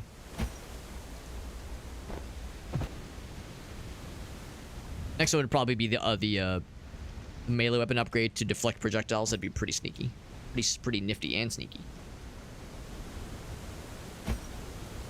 Seeing what I assume are indications of tombs on the side of the mountain and more relics of the past.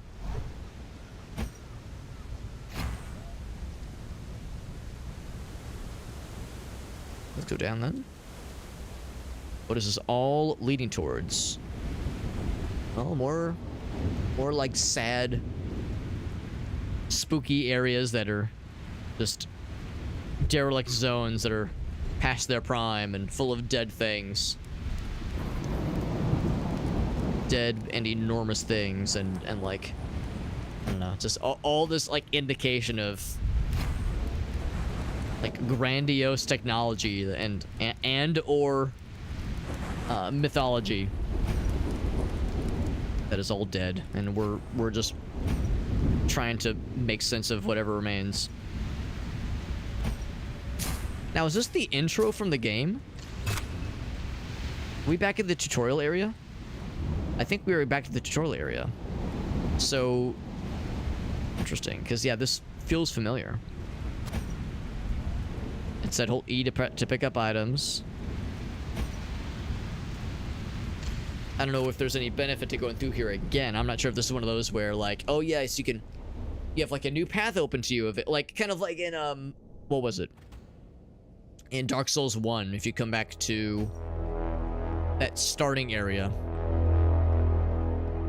after you've already cleared, I guess, the Undead Burg or whatever it is, you have access to like a new boss battle, that kind of thing. This might be unnecessary, but it is, of course, this is a nice opportunity to replenish my health supplies.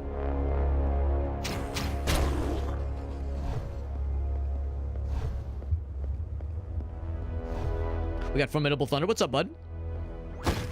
New Twitch change. I'll confess, I don't actually know of a recent announcement. Is there something new that Twitch has done that is particularly strange? It wouldn't shock me. Twitch is known for sometimes making questionable decisions. Excuse me. Yeah, Liberty's like, wait a second. Which questionable decision are we talking about here? 100 gigabyte limit. 100 gigabyte limit for like do you mean like for clips, that kind of thing?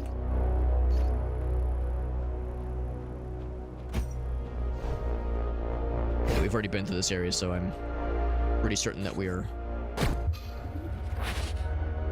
not really needed to go through here. Can I break this thing? Yes.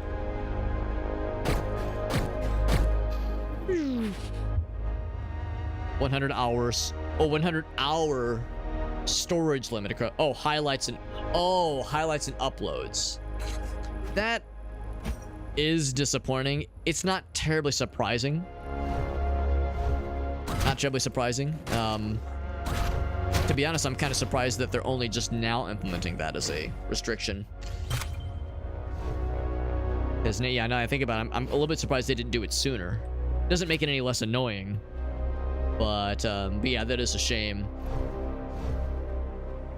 Did they, like, just suddenly announce it?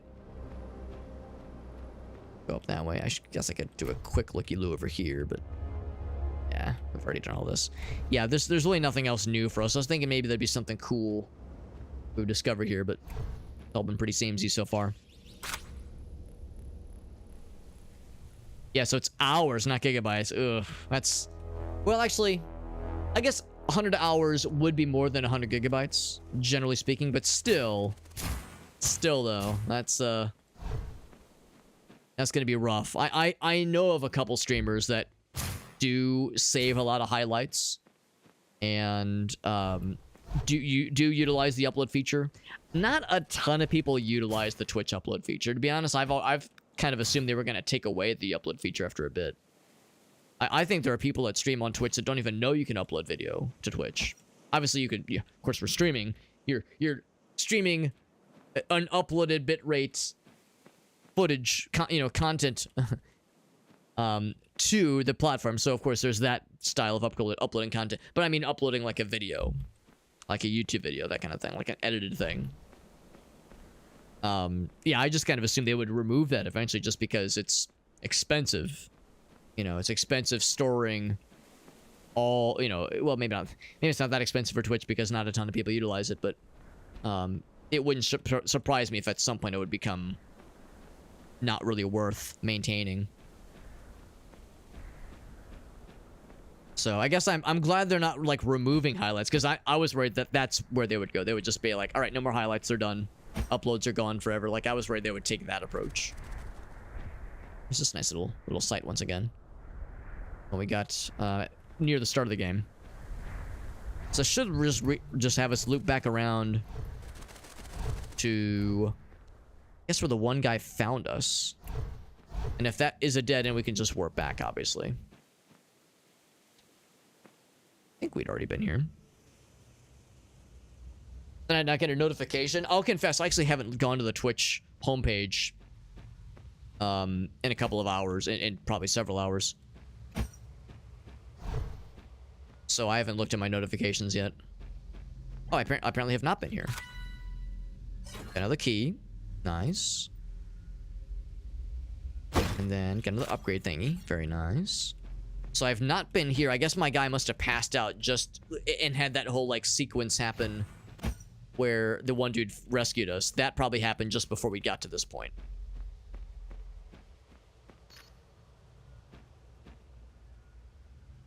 Alright, let's just be right. Speed run, personal best. Yeah, that makes perfect sense. Yeah, for plenty of people, this will screw them over. No question. Up to YouTube, yeah. Yeah, which is probably a good idea. You know, we were talking earlier how it's a good idea for streamers to diversify, having their content not just on Twitch, not just on YouTube. It's good to have them in a couple different places. This is unfortunately relevant. So yeah, if there was ever a time to post stuff to YouTube, if not just, even if it was just to have have it as a repository. You know, if you wanted to build up a YouTube channel and like, you know, spend time investing time into it, you could if you wanted to. But if nothing else, just having an archive for it is also a good idea, I think. So whatever this is, it is not functioning right now.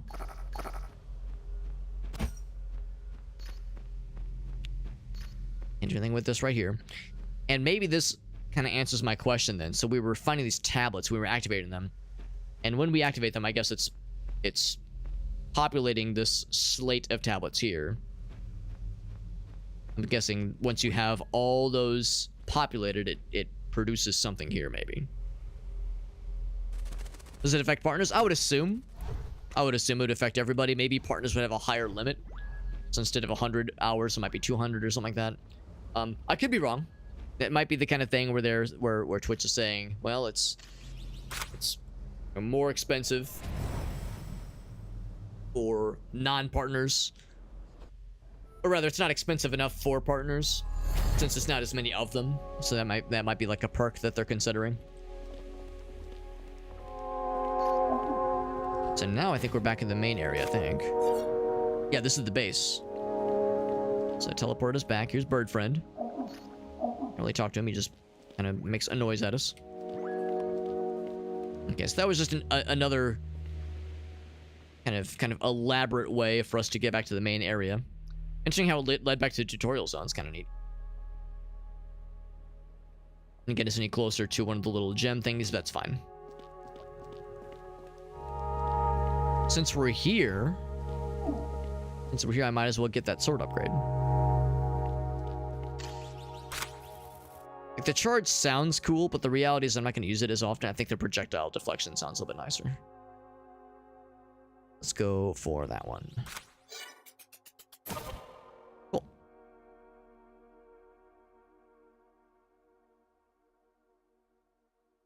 Some ice cream. That sounds nice, Liberty. Oh, some root beer. There you go. There you go, bud. Root beer float. It's a classic.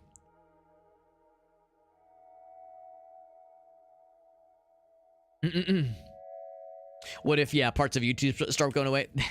I hope that doesn't happen anytime soon. I hope that doesn't happen anytime soon, because, yeah, for a lot of us, YouTube is kind of like a repository of so much information. For better or for worse, you know, it's, you know, again, it's good to not have everything in one basket. It's good to have things, you know, if someone's, I mean, TikTok's a perfect example. You know, there are people that really hedge their bets on TikTok, and content creators, that is, that made a bunch of content exclusively for that platform.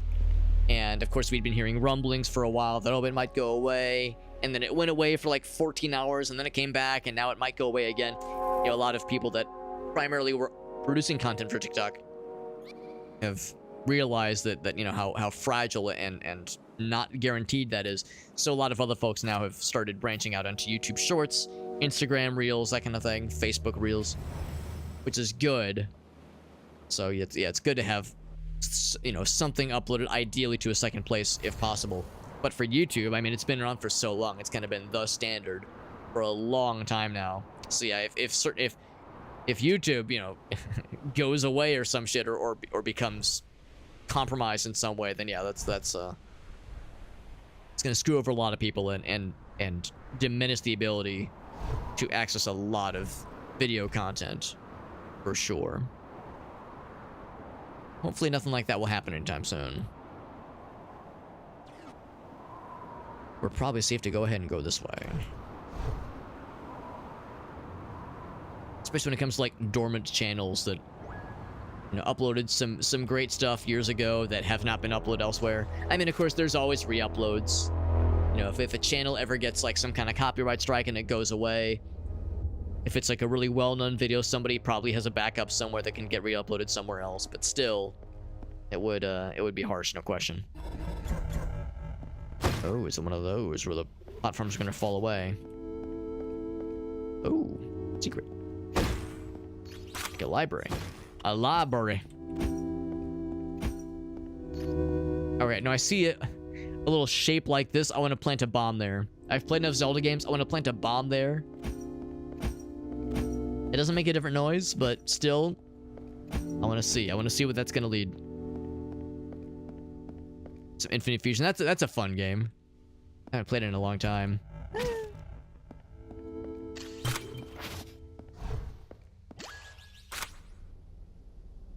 Oh wait, is this where we came from? That is exactly where we came from. I'm a big silly. Should have tried the other hallway. One that led north. I get this kitty cat on my lap, by the way. You're being very sweet. You're being a good kitty cat, Jaina. She's just rubbing her head on my arm. Being a little lovey-dovey sweetie. The door would close.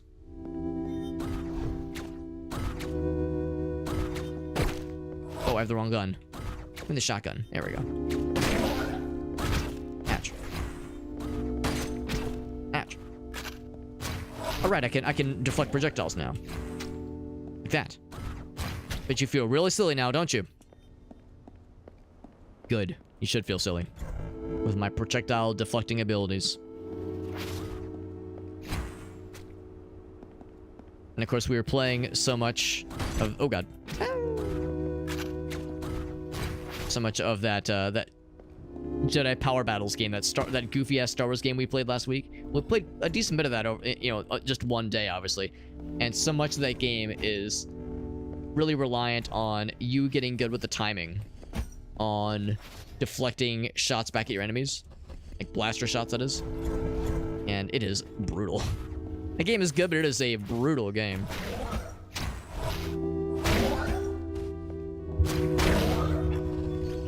Very unforgiving. So now we've cut our teeth on our ability, on that ability. Learning how to get that timing down properly. This is nothing. A walk in the park. Oh, is it a secret? Maybe. It might be a secret. Hold up. Hold that thought.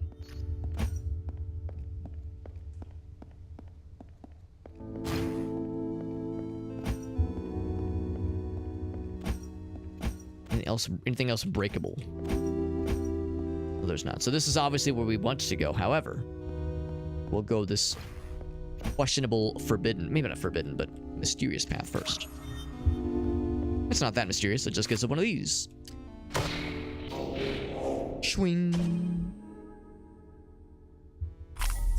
So now that one door is open. When we saw earlier, there was a door that has 3 slots and a door that has 4 slots. That'll get us through the 3-slot door. Swing.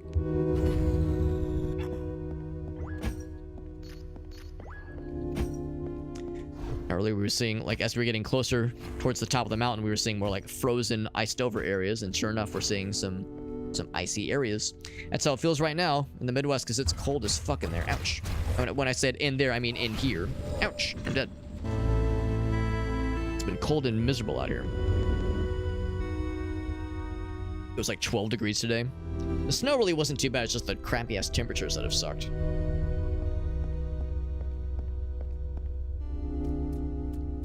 Don't worry, Sheena. You are not in the way in the slightest.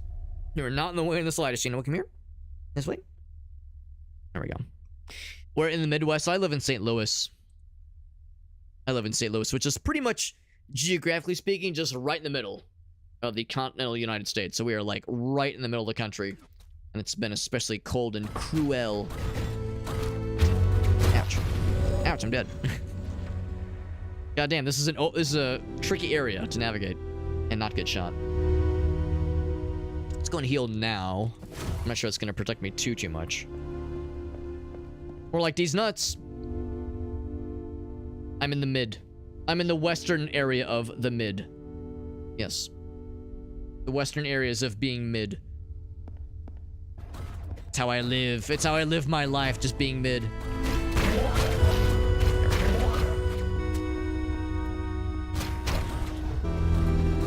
These little shifting patterns. Oh, I should have. Oh, what the hell? Oh, that's what got me earlier. I should have saved my little grenade. So I would like to throw it now. Ouch.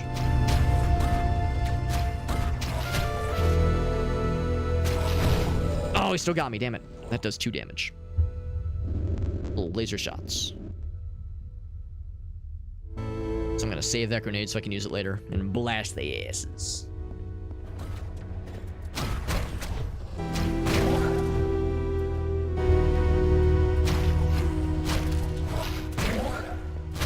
There we go, those little fellers. Little fellers, but not Cinderellas.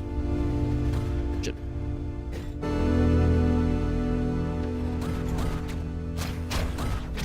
Ouch.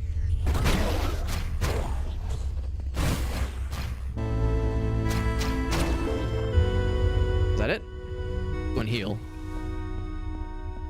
I don't think that's it. My guy didn't do the sword thing, and also, like, the walls are still up. Some of the walls are still up, at least. Roll this hard for week. Oh boy. So it's really muddy, those shot fail? Yeah, I could see that.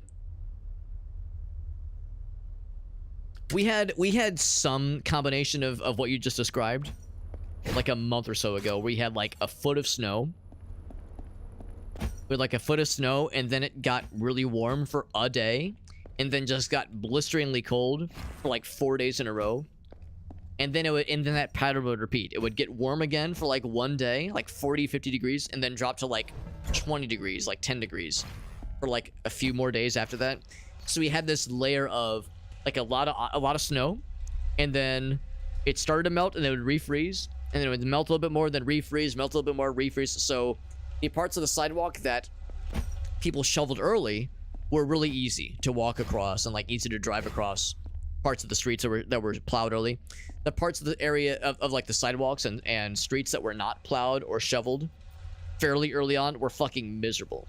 And it stayed like that, yeah, for like a solid like 3 or so weeks. It was just awful. We didn't get like super muddy, thankfully. Mostly because we didn't really get much else for a while. We got a little bit of rain. Like kind of near the end there, but not so much that it turned everything muddy. But yeah, it was definitely uncomfortable for a while.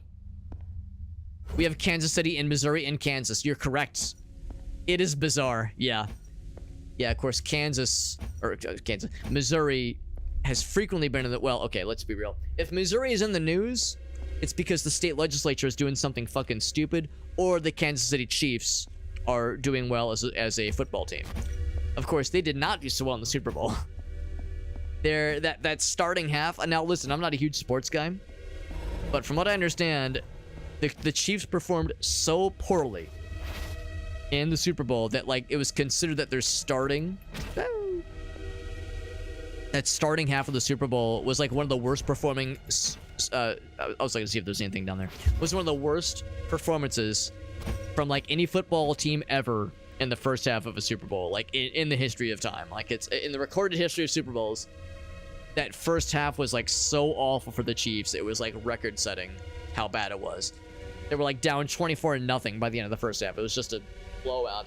Obviously, by the second half, it ended what, 40-22 or something like that. So it wasn't a complete shutout, but it was still unflattering. Well, them's the breaks. Them's the breaks.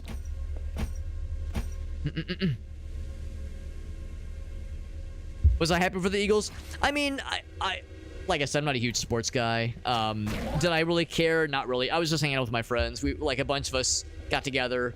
We made a bunch of snacks and hung out and played some video games. We had the game on kind of in the background. There was a few people in our group that wanted the Chiefs to win. So, you know, gun to my head, which team did I want to win? I guess the Chiefs. The idea of like, if they would have won, they would have been the first team in history to have pulled a 3-in-a-row Super Bowl hat trick, which is to say 3 Super Bowls in a row. So that would have been cool, but Do I care enough? Not really. So, like, it would have been neat, but I didn't lose any sleep over them losing. What I think of the Kendrick performance, it was okay. I was hoping he would have been like, I don't know. I don't know what I was hoping for. I was hoping he would do something like wild, like make some kind of cool statement of some variety. It was all right. It was cool. It was a good show. It was like, he's a good showman. The choreography was cool. The problem though is like I'm too spoiled because that Snoop Dogg, Dr. Dre Super Bowl performance that happened a couple years ago was so incredible. So now any hip hop Super Bowl I see, performance or halftime show I see, I'm going to be comparing it to the Snoop Dogg, Dr. Dre Super Bowl halftime show from a couple years back, and that was so fucking fire. So if everything else is kind of pales in comparison, not everything can be that good. I need to remind myself that. So that's just how it goes, obviously. Not everything can be that cool and that good. It was fine though.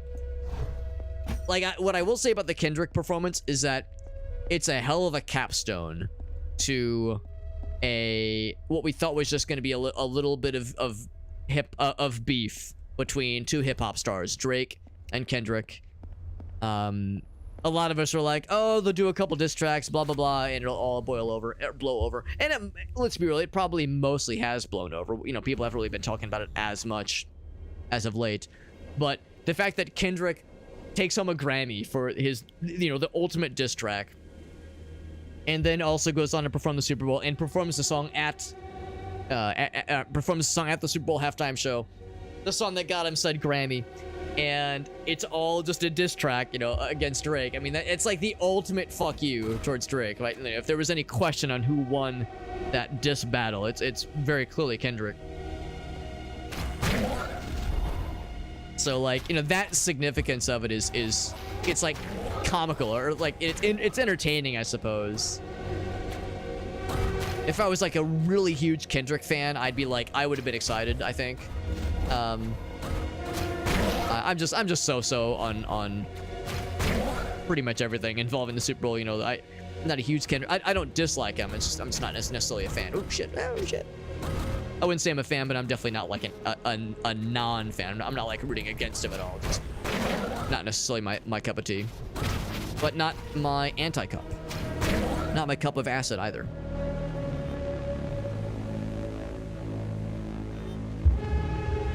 More viewership than the moon landing. I mean, yeah, I think a lot of people were watching, at least hoping for something like Wild to happen. So, I mean, I don't doubt a lot of people probably were watching. That's probably very correct. But I don't know if like a lot of people watching necessarily equates to it being like groundbreaking. I think, oh shit, that does a lot of damage. I can see a lot of people being like, oh, is like something cool or like wild gonna happen? Because that's why I was watching. I was watching to see if something like amazing was gonna happen. New enemy type just dropped. Ouch. He fell off the edge. Oh, when he died, he dropped something though, and he didn't like take him with him. Oh, he's shooting missiles. Oh, Jesus.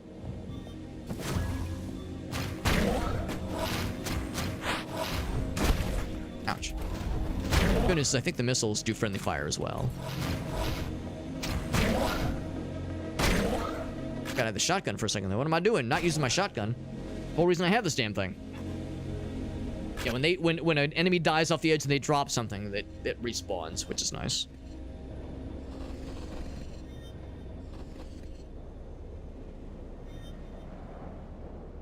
It was a middle finger to the orange guy. Well, that's my problem. I wanted it to be a more obvious middle finger. I mean, there were like subtleties, but I don't know. That's my problem. I wanted something more obvious. I wanted something more in your face, and maybe that's where I set my expectations too high. Or maybe not even expectations, but I was just hopeful, you know. I don't know. So I mean, there were allusions to middle fingers being given, but give me something more to chew on. Oh, he won 5 Grammys for that song? Damn. No, he won 5 Grammys. I mean, I knew he won the what was it, Song of the Year? I know that was the big one. That's teleport in a meowment, but first I'll snag this thing. Is that the fourth one?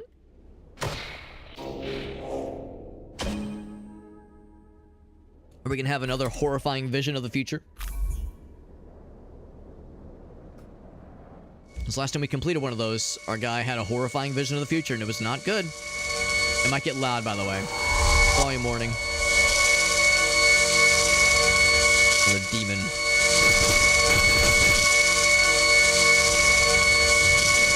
What does it all mean? Oh, Jesus!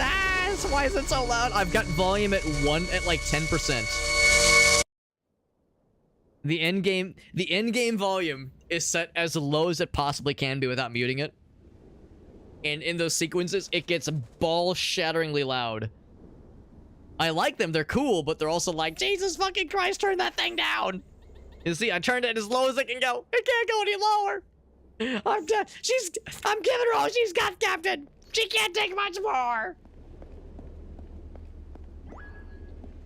So we've got all four of the little MacGuffins collectified. Oh yeah, a bunch of artists won awards at the Grammys. I know it wasn't just Kendrick taking home some dubs. My wife likes all those artists, but I think her favorite out of all of them is probably Chappelle Roan. Or Chapel Roan. I appreciate the speech she gave, you know, basically calling out production companies and, you know, producers to be like, you know, it shouldn't have to be this much of a struggle to like make it as a musician, as an artist. She's not wrong. So I think the doors we saw down yonder, were they further down? They were. Maybe I should fight the boss first. Or maybe I should go back to town. I'm so close to a second upgrade. So close. Farsight says, too bad, bro. I've got subtitles. Get hecked. Yeah, so we've pretty much explored all that there is to see in like little side paths. Just go forth. Beatles and the Rolling Stones.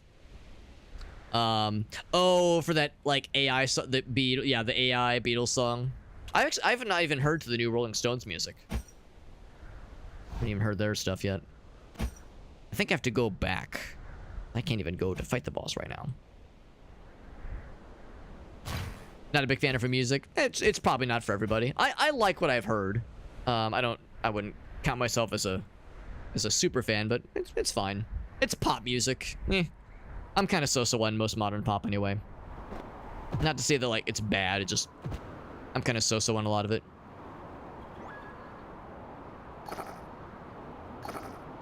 It's just kind of how it is. Yes. Do I have all the things, right? I got the 4 pieces. Yeah, I got the 4 pieces. But it's not happy. Well, what will it take? What will it take to make you happy, door? I just tried to satisfy you, door. What else can I give you? Let's go to the other one first. You can still hear that shit. Yeah, I think it's supposed to be loud. I think it's supposed to be jarring, and it was successful. It was successful. Oh my god, yeah. Yeah, the opening to Saving Private Ryan. I remember that shit. Okay, this door opens.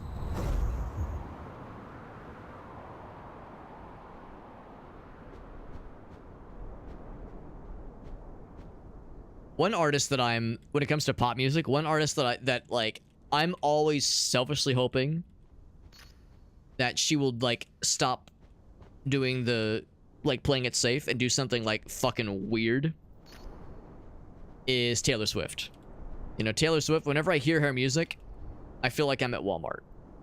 If that makes sense. I feel like it sounds like I'm at Walmart when I listen to her music. And that's not to say that her music's bad or that or that I dislike her or that I'm talking shit. I'm not, listen, I have no intention to get on the bad side of Swifties, but it's just fine. It's very well produced and very polished and sounds good, and the singing is good and the instrumentation is good. Like everything's fine. But I don't know, it sounds too polished and too shiny, you know. It sounds too glistening, you know. It's like, give me something maybe not edge, but give me something weird. I keep hoping that she will do... And this might be a stupid comparison, but I keep selfishly hoping, for me and for me alone, I realize I'm a very much a small, strange minority here, but I keep hoping that she will attempt what the Beatles attempted. Because at some point the Beatles looked around, they said, well, we could keep doing what we're doing, or we could start doing a lot of drugs and do some fucking weird shit. I keep hoping they're gonna do some fucking... that she will do some weird shit. The way, and I know not everybody likes this band, but I like that Coldplay did some weird shit. You know, they did like that one like really long song. They did that one like Night and Day album that was cool. Now granted, all right, full disclosure, I actually kind of like Coldplay. I'm sorry, don't, not in the face. Oh god, I know, Alex, you listen to Coldplay. What a fucking idiot. I know, I'm one of those assholes. I think they're all right. I think there's some songs of theirs I really like. Some are just kind of so-so. There's a couple songs theirs I like that are pretty cool. And I like that, yeah, they've done some, like, weird shit, which is nice to see, because, I mean, listen, it's motherfucking Coldplay. They're super popular. They've done the Super Bowl. Like, you know, everyone's heard their shit before. So that's what I'm hoping Taylor Swift will do, that she'll, like, do some weird shit. I felt like she was getting so close to doing weird shit when she was doing her whole, what were they calling it? Cottagecore albums. When she was doing her cottagecore stuff in, like, the pandemic times, I was like... here we go, baby. She's doing, like, less production. She's doing acoustic stuff. She's, like, doing, like, weird folksy shit. This could get weird. This could get experimental. And then I listened to it, and I thought, like, still sounds like I'm at Walmart. God damn it. It still sounds like her normal music. Like, maybe a little bit pared down, but not weird. It just was her music, just, like, slightly pared down. So... I realize I'm a minority here because she's exceedingly popular. It's a fucking event when she releases a new music video or a song or definitely an album.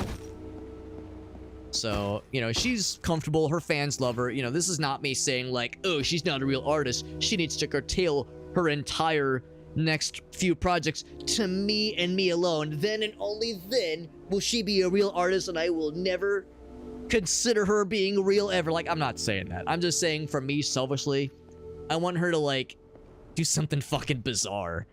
Because she has all this money and all this influence and could work with any producer in the world. Could work with any, like, collaborators or session musicians, what have you. She could do anything. She could really do anything. I want her to take that opportunity that she has at her fingertips and try, yeah, just something fucking out of left field. But again, I realize I'm not gonna hold my breath.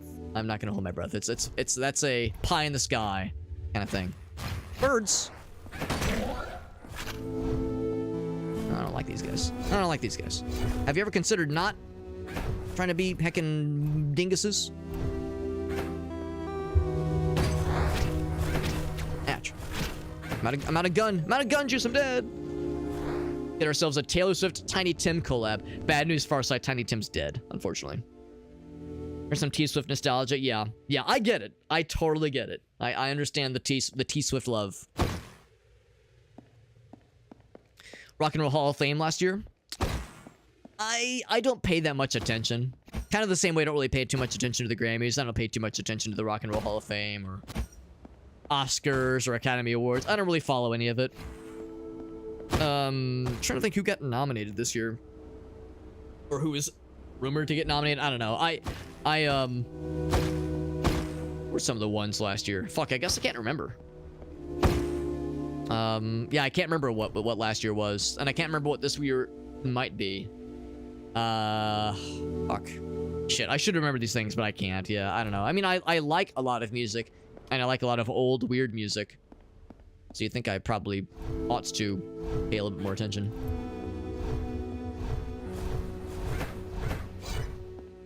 Alright, so I'm gonna just go right for these guys. Oh, I can't get past them.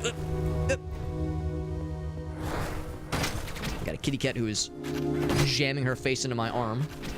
Not exactly helping. Ouch.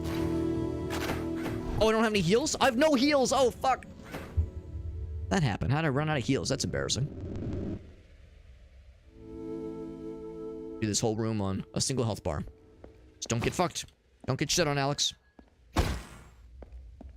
Foreigner? Oh, that's good. I'm glad they got in, yeah. Yeah, they've been around for a long time. Billy Idol. Chubby Checker wasn't in the Rock and Roll Hall of Fame? I find that hard to believe. I mean, I'm not saying that you're lying from me, I'm just flabbergasted that he wouldn't already been in there. That's very unusual. Is he still alive? I assume he'd already passed away. Of course, they can do things posthumously, obviously. But yeah, Billy Idol, that makes sense. Bad Company, also kind of surprised they're not already in there. The Black Crowes. Okay, so are these all the artists that are nominated? Or are these all the artists that are going in? Yeah, I'm kind of surprised Soundgarden wasn't already in there. Well, no, I'm not. I mean, they're not that old. Yeah, Oasis. I like Oasis insofar as I think some of the hits are cool. I don't... Wonderwall is... It's hard to get excited about Wonderwall, in my opinion. Like, I like Champagne Supernova. I like some of their songs, which I guess are probably some of their hits, let's be real.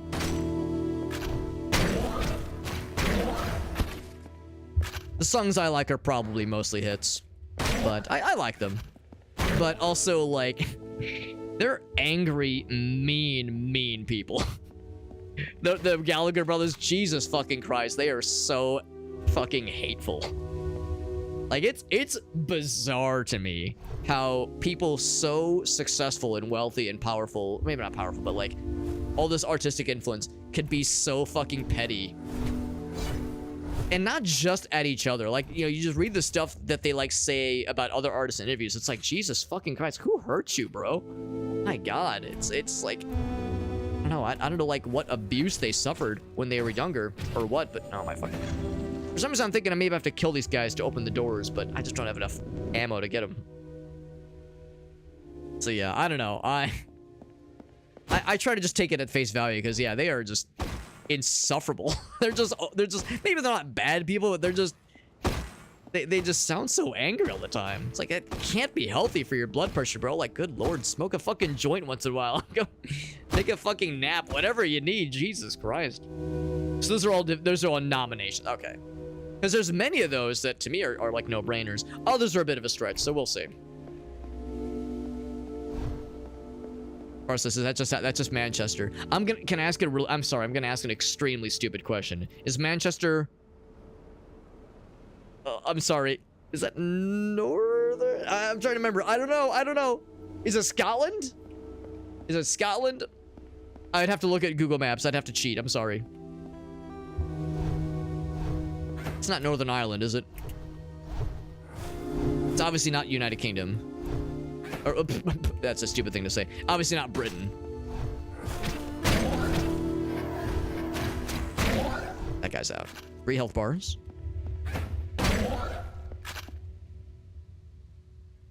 I was fancy I could, like, try to get his ass. Here, I'll go ahead and draw him out. There we go.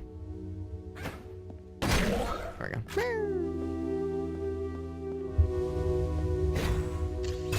There we go. Joy Division New Order. That would be cool. They've been around for a long time. They've been around for a long time, so that would be... I would say valid for sure. North England, gotcha. Okay, so it is Britain, gotcha. Yeah, Britain. For some reason, I thought Manchester was, like, not inside of Britain. But, yeah, but that's just how Manchester is. That's crazy. That's wild to me. That goes to show, like, my fucking, like, southern ass, like, hillbilly, like, hey, why these dudes so fucking mad all the time? Just fucking take a chill pill, bro. Yippee-ki-yay, motherfucker. Like, my hillbilly ass doesn't know shit, obviously. I still don't got no guns. I call myself a hillbilly, yet I got no guns. Curious.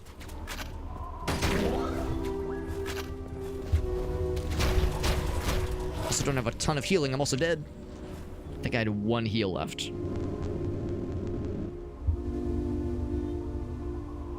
Yeah, Britain would have covered it. I'm gonna say something really stupid. I always thought... I'm sorry, I'm again such a fucking hillbilly. I always thought Britain just meant England, and that the United Kingdom was England, Northern Ireland, Scotland, and Wales. So I always thought United Kingdom was like the proper term. Also, I forgot that, yes, I do have the really cool reflection ability, which is really neat. So it's good to know that the term Britain does encompass what is, for a lot of us, we consider the United Kingdom.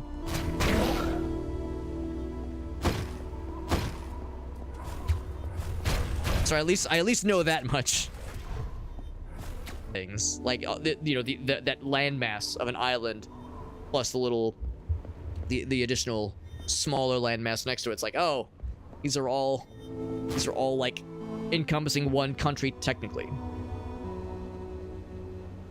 Yeah, the country is right, yeah. United Kingdom of Great Britain and Northern Ireland, which of course also includes Wales. Right, yeah, that whole thing. What's up, Skjor? So England is only southern Britain, but excludes Wales. So I've got a better handle on it now, but there was a period of time where I was not so sure. And of course, having some corrections just now, obviously. Helping a Midwestern bumpkin like myself.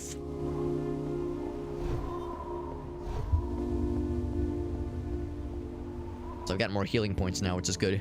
Med kits.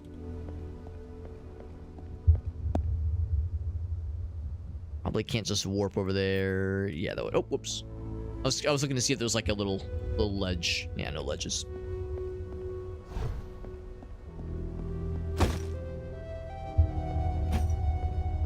Now, breaking things like, various boxes and crates and that kind of thing is fun, but also it fills our ammunition meter, our ammo meter, which is nice. Hitting bad guys and also hitting obstacles helps to replenish those things. Bullets fired, that kind of thing. Do I listen to New Order? I'll confess, I only think I've probably heard a little bit of their music. I've heard some of Joy Division, not a whole lot, admittedly. I enjoy bands that have like synth pop inspiration, but I don't listen to like a lot of just straight up synth pop. Well, I mean, you could even make the argument that Joy Division isn't straight up synth pop. That it is more synthy than a lot of the other stuff I listen to. That being said, I have been insufferable in my pseudo infatuation / obsession with Tears for Fears for the past couple years. Yeah, that rhymed. Mostly because I've like been delving into their back catalog, like or maybe not back cat. That's not the right word. Their deep cuts, not just the hits, but some of their lesser known songs, that kind of thing, and their newer stuff too. So if you're getting into bands, kind of like Tears for Fears, then New Order and Joy Division is not that far off. Of course, Tears for Fears is a much happier, much sunnier and brighter kind of band. Joy Division is one of those where like, yeah, you listen to it and kind of want to cry for a little bit. I like it. I like what I've heard, but I've never really like deep delved the way that I've deep delved into other bands, and less so New Order. I know New Order is the iteration of the band that was that has gone out without their original singer, because he tragically passed away pretty young, I think. Oh, there's something. There's something. Ooh, we see all the baddies. And I want to pop over there and toss a grenade and spank their booties. No booty spanking for me. I'm sad about it. It's a teleport.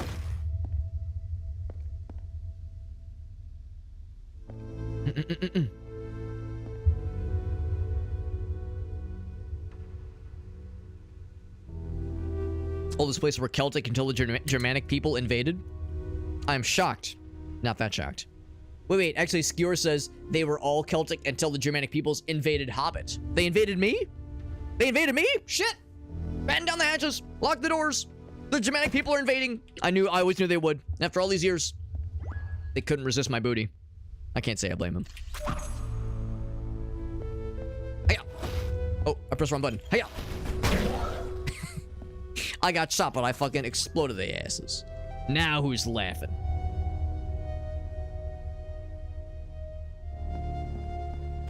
Now who's laughing? You love you some Mystery Skjor? I enjoy history, but I'm such a dumbass when it comes to history. There's so much I don't know. There's so much I don't know. So, I mean, I enjoy learning, but I am far from an expert.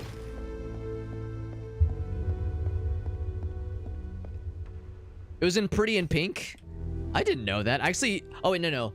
I saw 16 Candles recently. Gracie loves that movie. And she wanted to rewatch it for nostalgia reason. And I'd never seen it. So I was like, oh, sure, I'll watch it.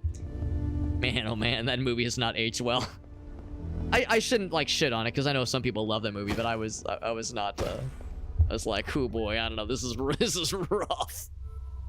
This is rough. Alright, this is probably where we need to go. Let's save that from Meowment for now. I'm gonna get that health pack in a second here. Ooh. Okay, that's where we need to go. Health pack too. Alright, so... Okay, never mind. I'll do this part first. This might be like a little bonus thingy.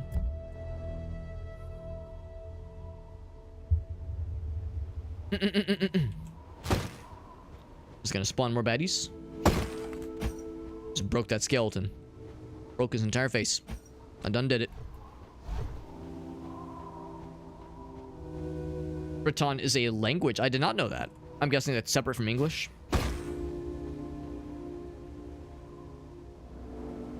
Another upgrade. That's almost enough for another sword upgrade if we so chose. We so chose. That's pretty cool. Anything else out here? Another boss battle coming in hot. I'm always a fan of coming in hot. Phrasing. I'll just go ahead and break all these things, see if there's anything else about. Not gonna get my hopes up, but I wouldn't complain if there was another thingy hiding somewhere for us.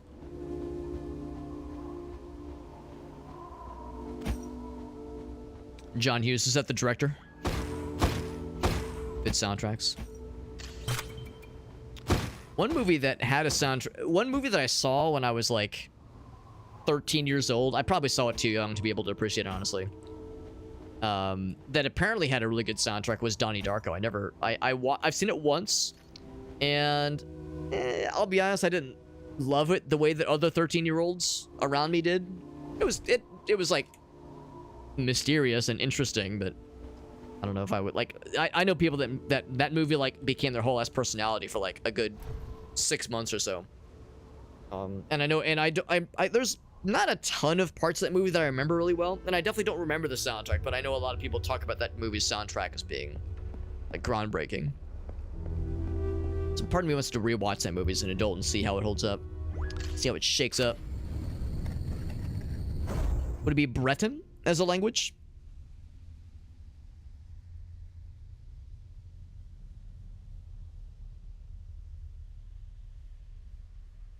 Yeah. Yeah, if you're referring to some of the scenes in 16 Candles, right, Formidable? Yeah, I was squirming, man. I was squirming. And at the end, Gracie was like, what'd you think? I was like, I didn't like it. Like, I wasn't mean about it, but I was like, I did not like that movie. It's a cool YouTube channel about that kind of thing. Right, that Mad World cover, right. And it is a good cover. I like it.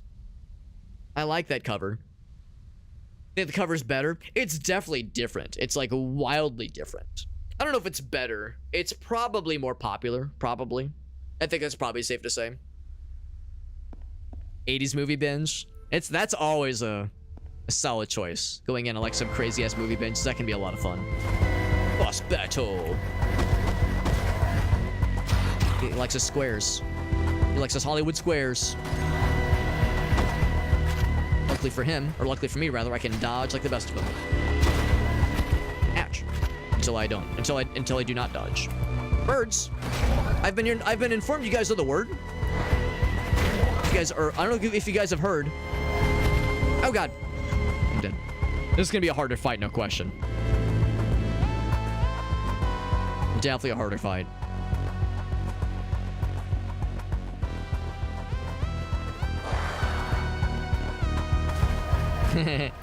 Skewer says, you're like the older bro. I am old. I am in my mid-30s. Oh god. Shouldn't be getting all up inside that man's business. don't gotta bring in some broskies. Come on. Pretty cringe bringing in some broskies. You're the boss. You're able to take me mano a mano. Not relying on some other jabronis. Catch.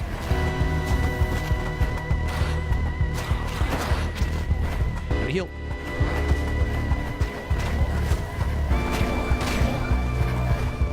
This is a tougher fight, but I think we got this. We know he goes to the middle. We do wants to bring in some broskies. Help him out. Because Lord knows he needs the help. Yeah, this boss is way more involved than the previous boss. That first boss was nothing. Like, there was really not much of, at least of an obvious, like, multi-phase thing that he had going on. He got, like, maybe a little bit faster. Like, this guy has, like, way more other cool things going on.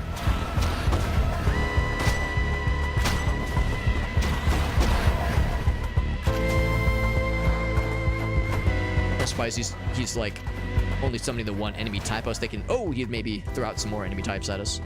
He did kill his own broskies. Oh, fuck. The edge there. Oh my god, I dodged the wrong way. No more heals.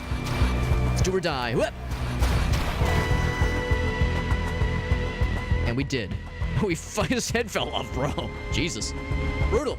Yeah, we are down to the last hit. It was do or die time, and we did.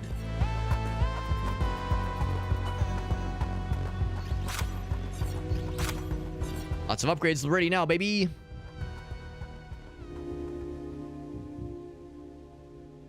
My hair is graying and receding already. You joke. You joke. I don't know how obvious it is, but I mean, it's thinning.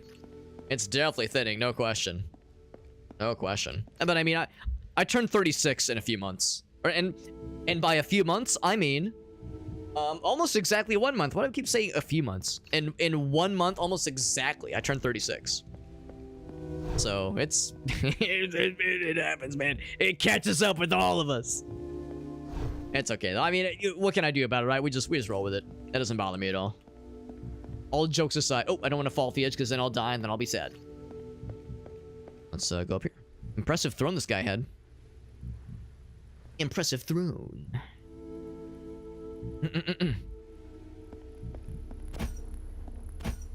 Now we're getting a new weapon.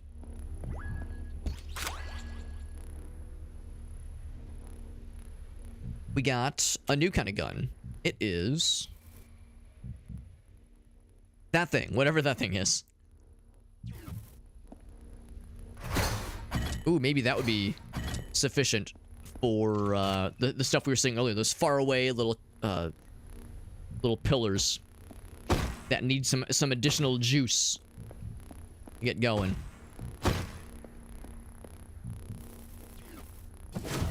We got full health.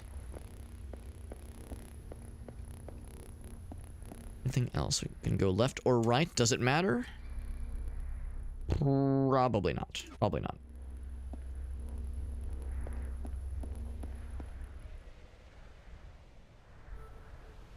Actually, hold on. I did see something.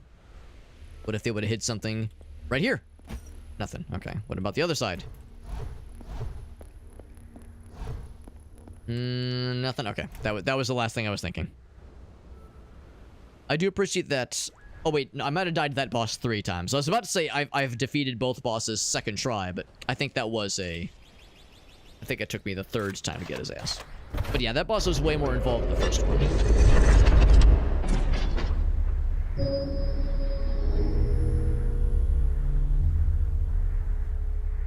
So now the second pillar has been raised up. Raising the roof.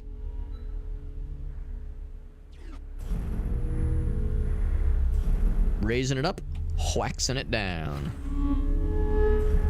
So now we could just warp back. But I do kind of want to see if I can get that little bonus area that was to the right, I think. Also, there was this other thing that was only opening. Yeah, it was like it was still closed. Now is this openable? Still being weird. It's weird because like it should be good. Nothing. Very strange. Like, you want the 4 thingies? I've got the 4 thingies for you. Maybe it also wants the outer parts filled in or something. Because we know when we were out... Oh, or maybe we need that last piece. The one that's way down there. Like, maybe we need the 5th one. Because we know there were 5 over on this part of the map. There's 1, 2, 3, 4, 5. So maybe in a similar thing, maybe we need the 5th one out here. I was thinking this would lead us to it, honestly. That's very strange. But sure enough, yeah, nothing. Can't do nothing.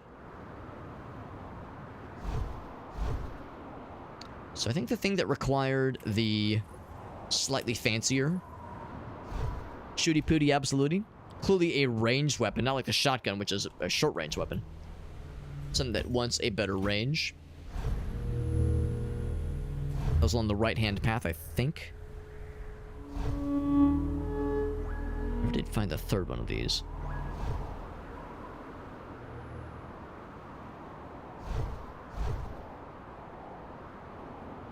See if I can find that real quick, as long as it doesn't take too long. Getting a little bit late, but I think we have enough time to at least start the next area. We're kind of clicking along, though. I'm pretty happy with the progress we're seeing here. Oh, it's like the fancy version of their little laser thing. That's pretty cool. He fell down. Yeah, so they have like a similar kind of laser thing, but theirs is more short range. Ours does not suffer from such a limitation. Almost see over there.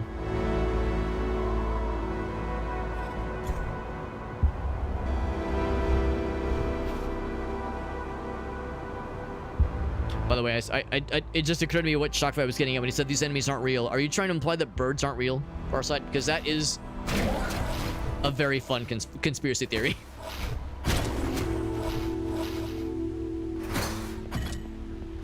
And Farsight's gonna say, or Shockfire's gonna say, what do you mean conspiracy theory, Alex? You mean extremely real theory that is real and true and for true and for honest?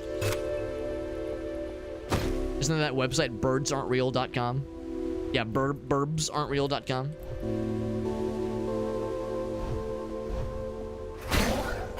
This is a cool weapon. It's also very strong.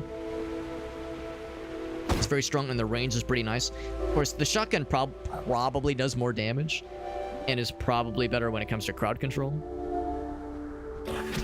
Ouch. Ouch.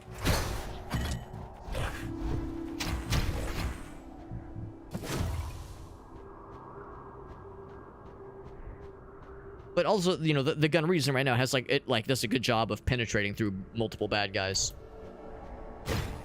So it can still be good at crowd control. You just kind of have to like do the setup a little bit better.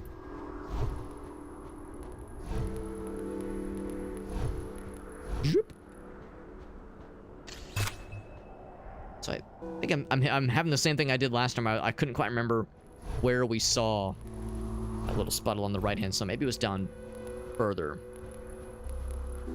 Not a conspiracy theory if it's true, bro. I promise, bro.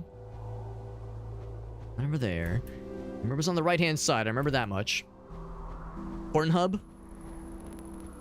Wait, as a conspiracy theory? A hub where we can discuss corn-related paraphernalia? I'm down. Listen, as a proud Midwesterner, we take our corn very seriously. We're very hardcore about our corn. Hardcore cornography.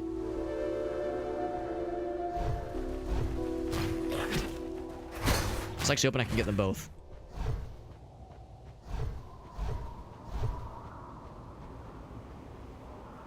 This I don't think is it. If anything, this is gonna have the thing that's closed, I think.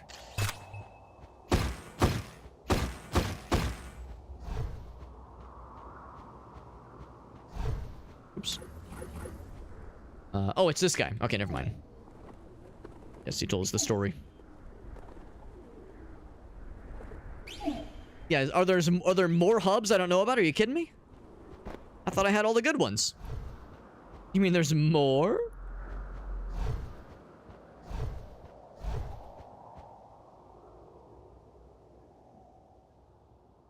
I'm gonna warp back here so I can see if I can find that once again. Just one more. Just one more.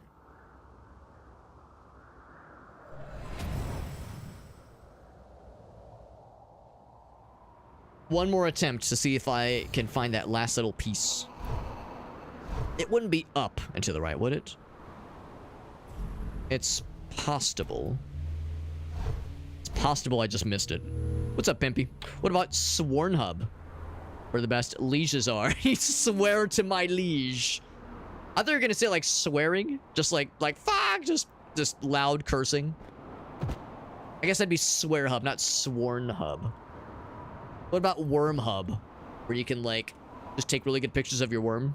And I don't mean that kind of worm, but I mean just actual anatomical worms. That brings the question of like, yeah, what are some other alternate hubs we could invent?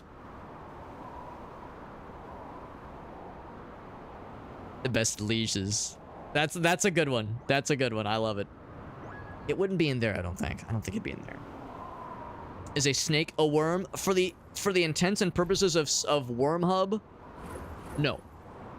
No, I will say that it's got to be worms like earthworms. Just little earthy boys.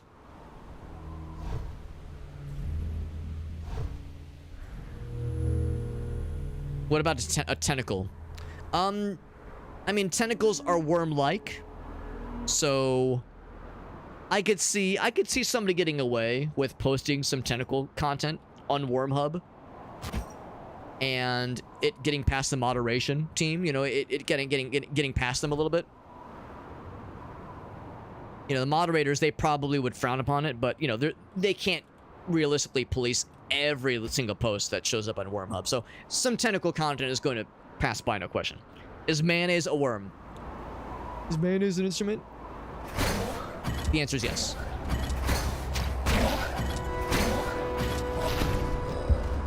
The answer is yes, Patrick. Mayonnaise is an instrument and a worm. It's a worm instrument. What about Warn Hub? You probably heard me, or you might have heard me, like almost say Warm Hub, like W-A-R-M, but also Warn. Warn, W-O-R-N, also makes sense too. Warn Hub would honestly be helpful. I love checking out like thrift stores and antique malls, that kind of thing. I love that kind of stuff. So that would legitimately be helpful for me.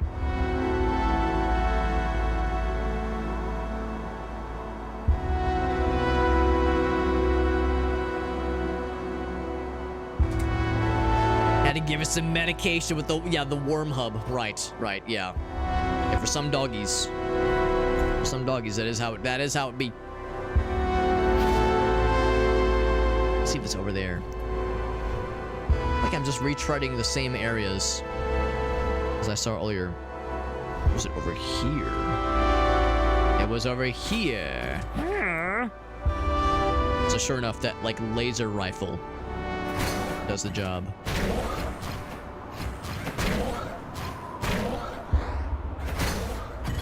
Snipe his ass. What are they trying to prevent me from reaching? What could be so valuable?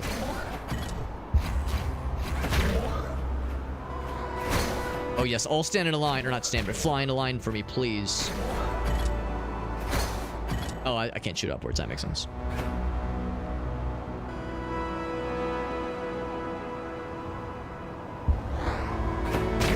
There we go. Go up. Boop, boop, boop, boop. Guy next to him just fucking falls over. He's like, huh, let me just fly upwards. Ouch. It's a whole lot of birds. I think it takes just one shot to kill most of them, usually. One melee shot, that is. So that's clearly the way to go. Probably. Clearly, probably. Frodo would frown upon me. It's not like I ever say anything weird or say things that are unbecoming of the noble halflings. I would soil their names at all. I never do or engage with questionable conversations, topics, or anything like that. I'm always so normal. Bag and sandwich restaurant. Wait, there's a restaurant called Baggins? Because that sounds like that would be up my alley. You know, I feel like I'm contractually obligated to go to this place. Would it be named after the Hobbits? I sure hope it is. It probably isn't. Most likely for, like, legally distinct reasons, but it'd be cool if it was. Have a good night, Liberty. Thanks for hanging out, buddy. Have a good night, bud. I know it's getting kind of late for some folks. It's probable. I'll go ahead and say the answer is yes, with no additional considerations. So we found the other piece. I'll just say the answer is yes, without wondering for the in the slightest. So we have the mysterious fifth piece. What does it all mean? Actually, I lied. There's a sixth piece that we knew about. So there's pieces we do not know about. That would imply then that when we saw that piece that was, or not the piece, but there was like a similar kind of pillar far away from one of these like bridge areas, these like floating bridges surrounded by water. One of these bridge areas had a similar pillar that was shootable from a distance, but needed more juice, something more powerful. We have the Valiance more powerful. That might bring us to another piece, another piece of the diamond thingy. So it might be worth our while to go back for that at some point. If I could remember where it was, that was the thing. It'd be nice if we could have some kind of map indication to say where these extra pieces might be. Because this one is on our map now. Now that we picked it up, this one's already on our map. We've seen it, but we don't know how to get to it.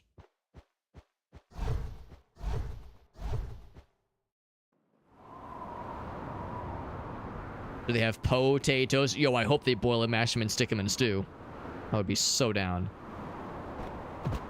Who would blame me? I think anyone would be down for that. Anyone would and should be. I'm gonna work back and see if maybe now that one door opens. But maybe it needs the full diamond and all four corners. Maybe everything needs to be filled in. Maybe it's gotta have the whole rigmarole. And that's what I'm gonna suspect. That it needs the whole dealio. But I would love to be wrong. I am wrong frequently. It happens very often. Wait, am I a dumbass? Hold on, I don't. Actually, no, they haven't discovered me yet. I think I'm a dumbass. I think I should have gone north. North, and then, like, it wraps around. I think that's how it works.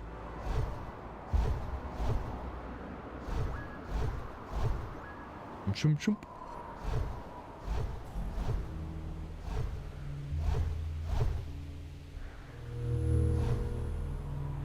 Here we go. Is it gonna work? Yeah, okay, so that does confirm. Yeah, it shows it's like still kind of darkened. So we need all 8 pieces of this pie to be filled in. And again, we know kind of where one is. We'll probably need to come back for that later. Go back to town for a moment so I can do another purchase another upgrade. What upgrade would I get? Maybe like a ranged weapon range upgrade, or maybe a health upgrade. More healing more healing thingamajiggies. But I want the dodge charge, or what I want the melee charge or the melee dash ability. I don't know if I would really use them. I think I would. I mean, maybe they'd be nice to have. I think I'd be more liable, or more. I would benefit more generously with like more healing healing thingies, and maybe some more ammo.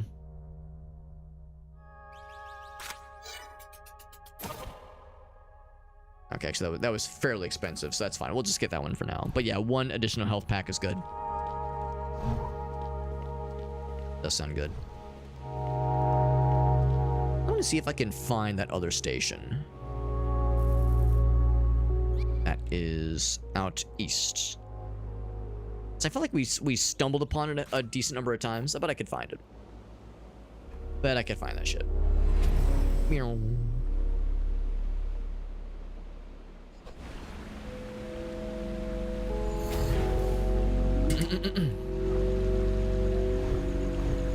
feel like it was out this way somewhere.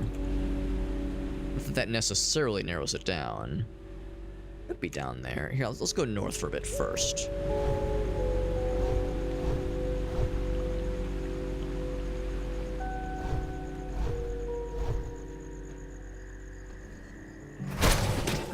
Yes, this isn't gonna kill all of them. Of course, what I can do... Oh, well, I was gonna say I can send it back towards them. There we go. I have to be facing the right way, though. Blip. Ouch.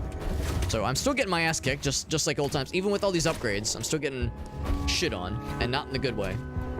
Not in the way that I'm secretly into. Ouch. Oh, this guy's being... He's being a sneaky boy. Actually can't get you, bro. Guess I have to leave and come back. Or maybe... This is awkward. We're just gonna have this little moment, huh?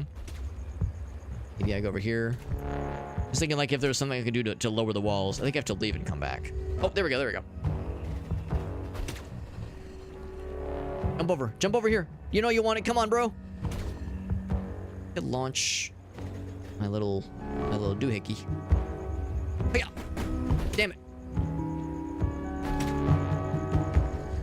It's like stuck on something. It's stuck in a little lip. Stuck in a little something there. Let's leave. Okay, it didn't respawn all of them. There we go. A little silly. That's okay, though. I've been known to be a little silly myself. What's up, Jet? Double hyperlight drifting. Is that like an initial D, like double track drifting or something like that? Whatever it was called when the train was drifting. No, I'm liking this game a lot, Pimply. It's a very good game. Really enjoying it. I'm sure you probably gathered this is my first time playing it, and I'm really enjoying it. The storytelling, the way it tells the story, is really cool. I like I really appreciate the, you know, the lack of text in most aspects of the game. You know, the art style is it's all so mysterious. I'm really enjoying that kind of mysterious vibe that it gives. We keep seeing stuff like this. You know, you keep seeing these relics, these like enormous husks of something, you know, that are left from ages gone past. You keep having these mysterious visions. It's really cool. I'm really enjoying it. Kicking myself for taking so long to play this thing. It's been out for a long time. I know I'm really late to the party, but yeah, I'm very, very happy to be playing it now, though. Oh, why'd I just walk up to that thing? That was silly. See if the thing I'm looking for is up top. It might be. Crosscode, yes. Yeah, I would. It's probably safe to say the Crosscode devs might have been inspired by this game. There's definitely indie games that were inspired by this game, no question. Games I've played and enjoyed that, yeah, would cite this as influence, no question. Not a bad thing, obviously. I'm glad this game inspired a bunch of games. I'm not trying to say it's like a bad thing, or that there were copycats necessarily. But it is very good. Looking for any... There was an instance we've seen where there's a shootable pillar, where if you shoot it with a regular pistol, it's like, you need something with more juice. And we have a thing that can provide more juice now. So I'm trying to look for the thing that kind of scoffs at you when you try to hit it with a pistol.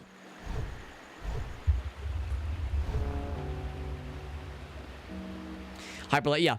And Pimpy, you can probably guess exactly why I'm playing this now, because this game is great, and it's been out for a long time. Why am I only playing it now? It's because I got a review key for Hyperlight Breaker, and I want to play that, but I'm also giving it a little bit of time to cook, especially now that we know that there is a timeline, or a roadmap for the game, that is. Now we know there's a roadmap, I'm like especially inclined to, yeah, let it cook for a little bit. We know there's going to be a big update in February and a big update in March. And I have to play my review copy, stream my review copy, sometime before mid-March, I think. So that gives me time to beat this game. Hopefully. I mean, I don't think it's a super, super long game. Enough time, hopefully, to beat this game. And for some other updates to happen for Hyper Light Breaker. I've heard it's promising, but I've also heard it needs a little bit more time for some rebalancing. Woo! I've heard it's good.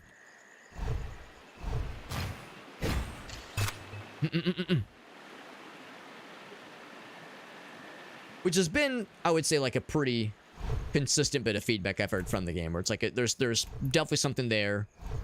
Just need some more rebalancing. I've heard that it's like shockingly unforgiving. Like this game is challenging, but it's not fucking brutal. Apparently, Breaker is will fucking break your ass. Apparently, it's really tough. Can't make that jump, yeah. See if there's anything else. I think I probably ought to just warp back to the middle. Yeah, I couldn't actually find that piece that I'm looking for. That pillar, the shootable pillar.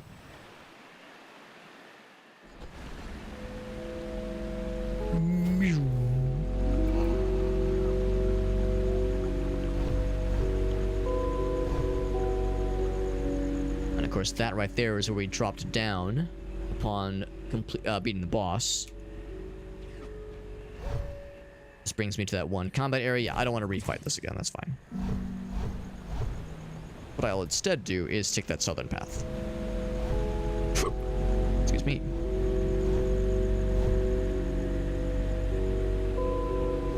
So it might be down here.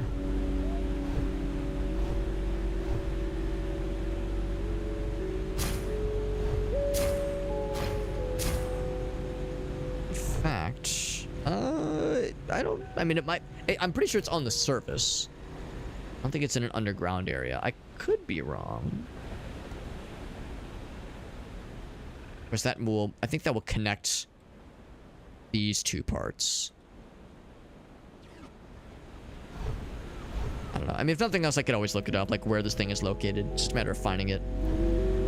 So maybe I'd be more inclined to spend my time starting the next area, as opposed to scouting around for a rogue collectible something or another. I think it was to the left. That doesn't feel right.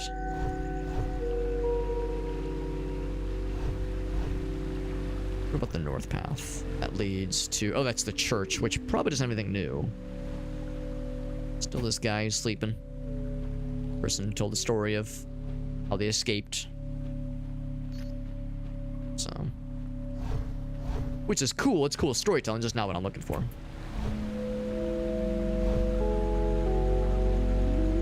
So sure enough, let's just warp back and check out a new area. We can raise more little pillars up. Nothing else I could look up to see. I wouldn't look up the solution. I would just look up where is that one pillar located, like where on the map, so I could just find my way to it.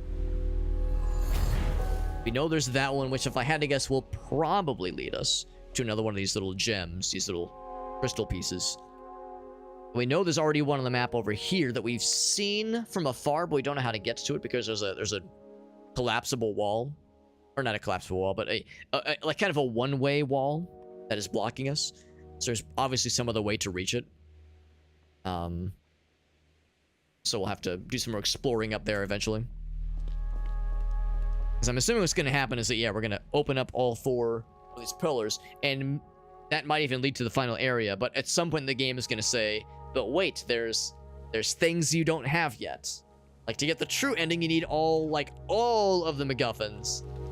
Or to unlock the final area, like, there's going to be some point where it'll be worth our while to go for all the goods, if possible. Actually, can almost afford another cool upgrade. Let's go south. Go south next. Don't know if it really matters which one we do first.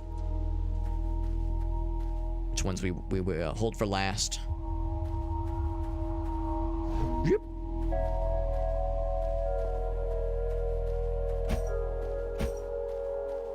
Here's if there's anything over there.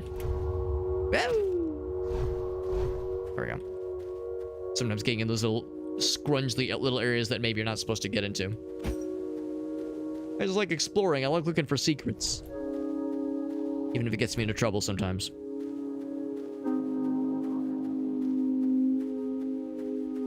That's just part of the fun. Ooh. And that... did something. That did something. I know it lowered stuff over there as well, so if nothing else, I can just go above. Out of curiosity, will that blow up something? Probably not. Oh, fuck. There we go. Once again, wishful thinking.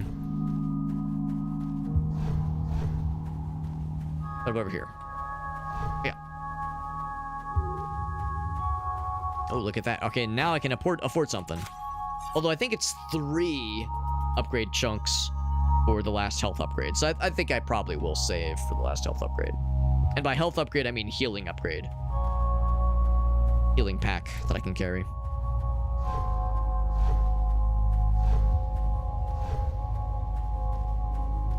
Skeleton friend, very good. Bunch of skeleton friends over here.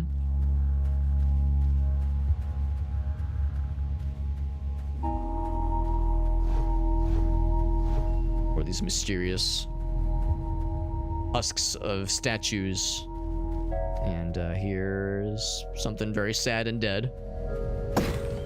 I mean, the density of skeletons, especially that one like mishmash of skeletons, was an indication maybe. Some artillery, some fucking bone piles. Oh yeah.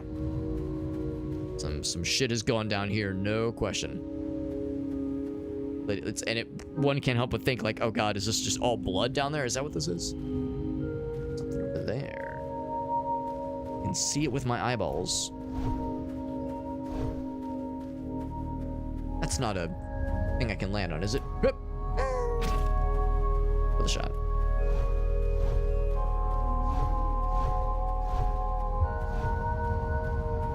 There's clearly more where that came from. There's like something out beyond we can explore into.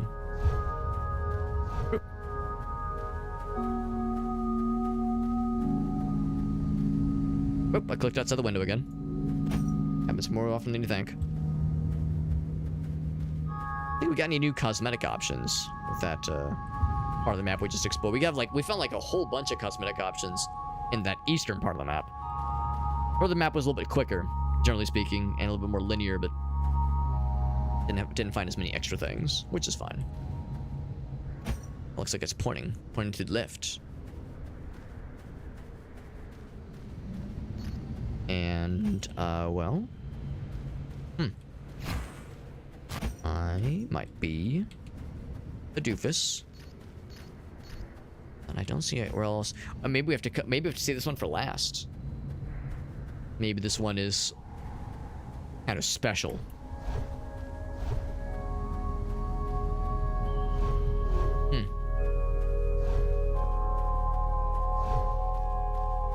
Okay. I just want to get. Does that toggle something?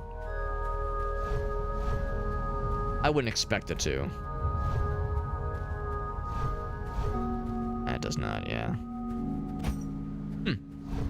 So we might need to come back here later then. This might be the one we have to like save for last. I can't activate these things, can I? No. That's okay. On those again. It lowers those. Does nothing over here though. Okay. That's okay. In that case, let's go north. Or no, not north. I guess the west area is... Well, that's the thing. We came from the west area? No, we didn't. We came from the guy's house. West it is.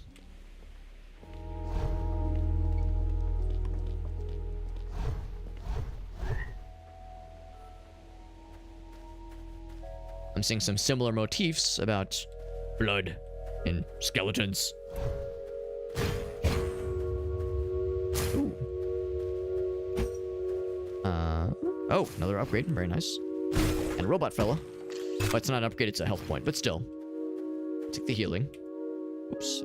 I keep clicking outside the window. Clicking outside the window. I can't help myself. I'm a clicking man. Cannot be helped.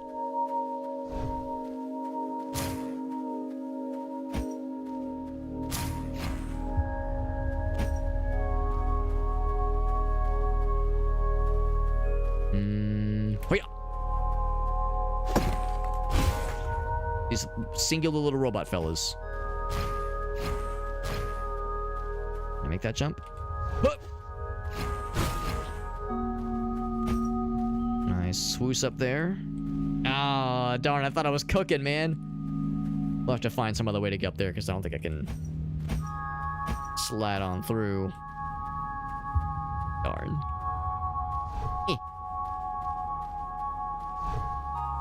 There'll be other ways.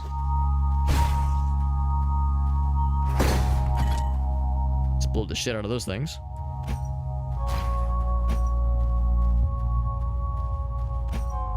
Anything cool?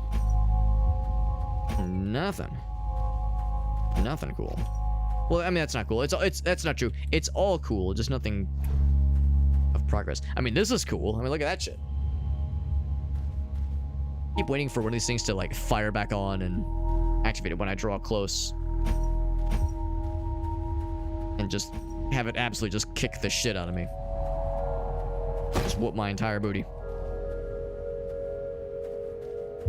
Ooh, excuse me. I see that upgrade point. We have to go around for that shit though.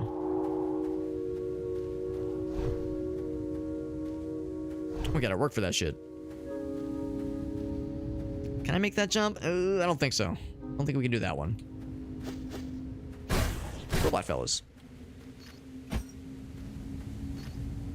See that little glyph on the wall.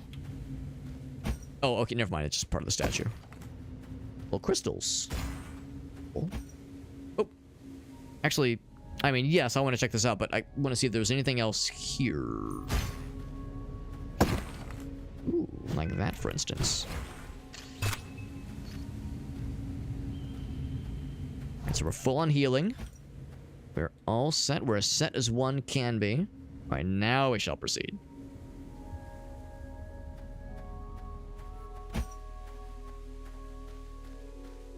Little hidden area, little upgrade. Yes, please. A few more of those puppies. I can get the last health upgrade. Or healing refill upgrade. These bears. Gonna be wrestling some bears tonight. One can only hope. One can only be so lucky.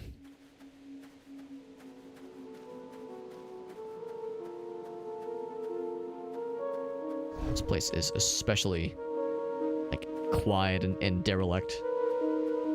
These little fellas, are you a friend? Oh, let's chill. Chill little fella. I'm gonna guess. Oh no, you're nice, probably. Little robot ninja fella. Is that our next boss battle target? It sure looks to be. It's real far away. Oh, Sheena. Come up, Sheena. He says, I want some lovies. He says, Meow. I don't know how much that was picked up by the mic, but what she essentially was getting at was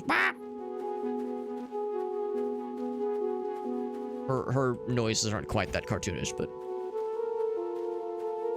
it's kind of how that's my impression of her.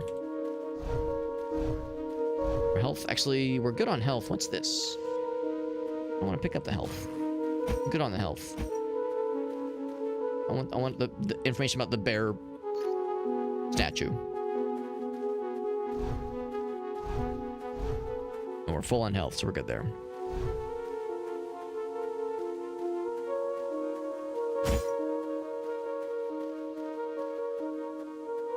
We can go up that way, kind of that northeast path or northwest path, same thing.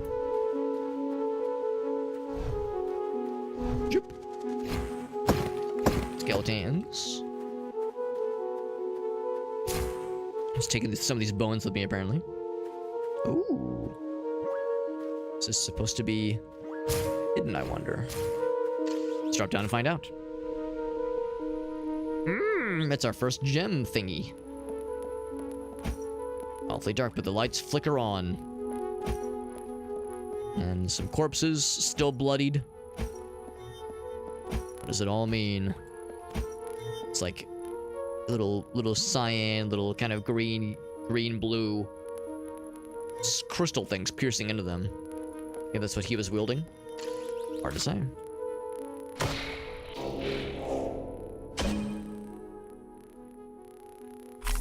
It's our first one for this piece, for this section. Anything else? And I guess that we probably didn't have these on the map, do we? Oops. We do not have them on the map. I think we have to talk to the swordsman. We'll find him in the wild, and he tells us where the other ones are. Or, well, an approximation of where they are. He doesn't just straight up tell you the fucking latitude, longitude coordinates, but tells you, like, what parts of the map you can generally find them.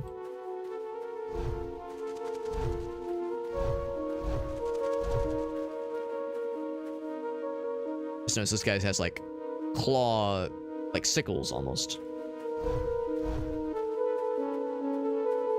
Pickaxes, kinda, sorta. Red forest. There's a squirrel fella. Very good. Of all things, this reminds me of a part in Secrets of Mana. Why did I say secrets? Secret of Mana. In the SNES Square Enix classic. Health up there. What are these little fellas? What's that you're planting there, fellas? That you got there? It's supposed to kill more of your broskies. Gotcha.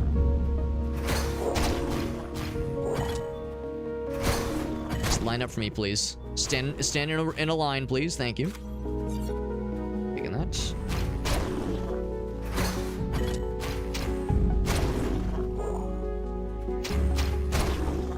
A lot more where that came from.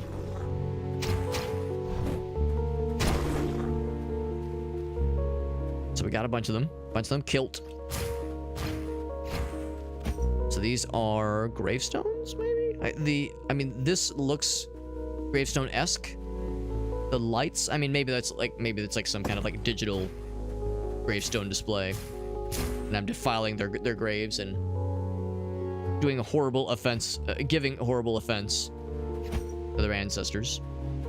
One can only hope.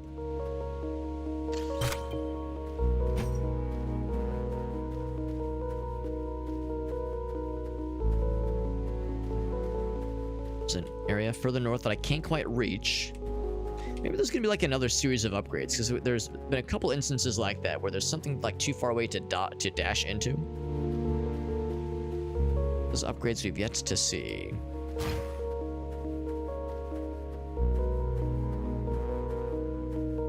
Yes, although there's platforms over there, so maybe there's more where that came from. So he's killed a bunch of dudes with no like other like major things to gain from doing so. Just the thrill of taking several lives. The thrill of the kill. That's where he came from, I think.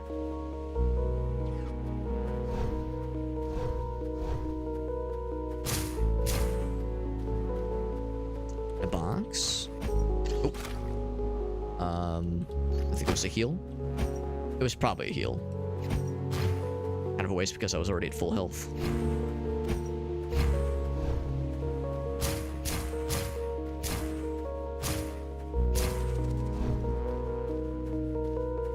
Like a bajillion places where any sort of secret thing can be well hidden. I do like the skull. Jump up. Get up there, I think, because I think that'll lead to that little extra path. Ah, here we go. Go south, or I could keep going up her. Oh, darn. Never mind, I thought I was cooking. When I was cooking, turns out I was only looking. Another way up.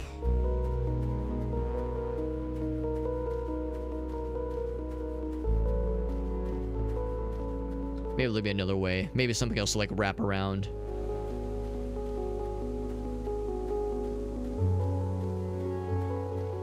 That is the downside of this, like, forced perspective.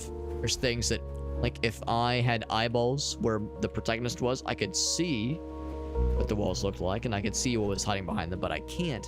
I only have the eyeballs that are in my head right now from the player's perspective. That forced perspective means some stuff that we just can't see. I want to see what's up there. That's okay. Let's just continue. There will probably be other answers. They'll all make sense.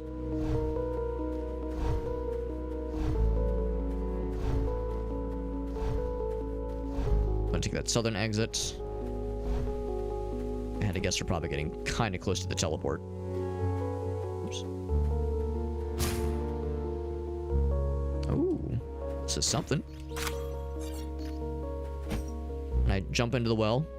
All the best video games have like some weird fucked up shit happening underneath the well.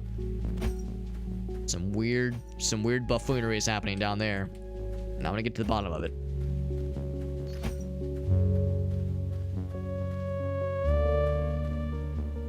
Back up. Does this lead somewhere? Oh, that's a path. That's a path. That's a gap. I'm gonna just fling myself into it all willy-nilly. Squirrelies.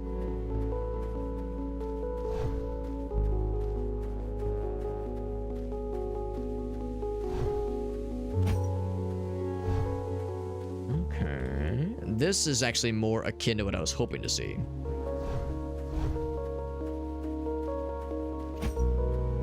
Go that way. However,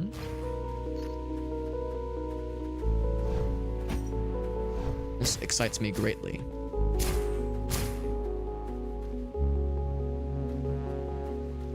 Can I go this way? Not quite. Okay.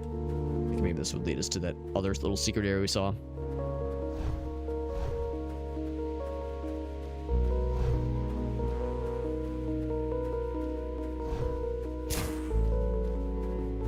Over here. And more health. We're good on health. There hasn't been a lot of things to fight. I mean, I guess if you're falling off the edge.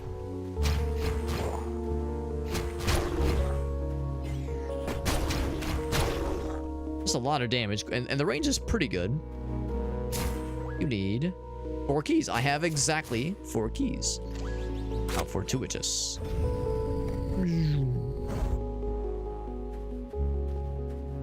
This is not a required area, presumably. Crystals regrow? That's cool. One of these things. One of these tablets. Number 4 or 5, I think we found. So that's nice. I mean, I would also like that. I would love all of them if possible. And I'm happy for the tablet thing, but 4 upgrade points would be a welcome additional sight. I'm just saying.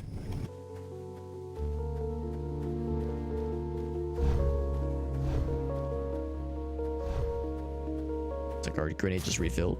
Very nice.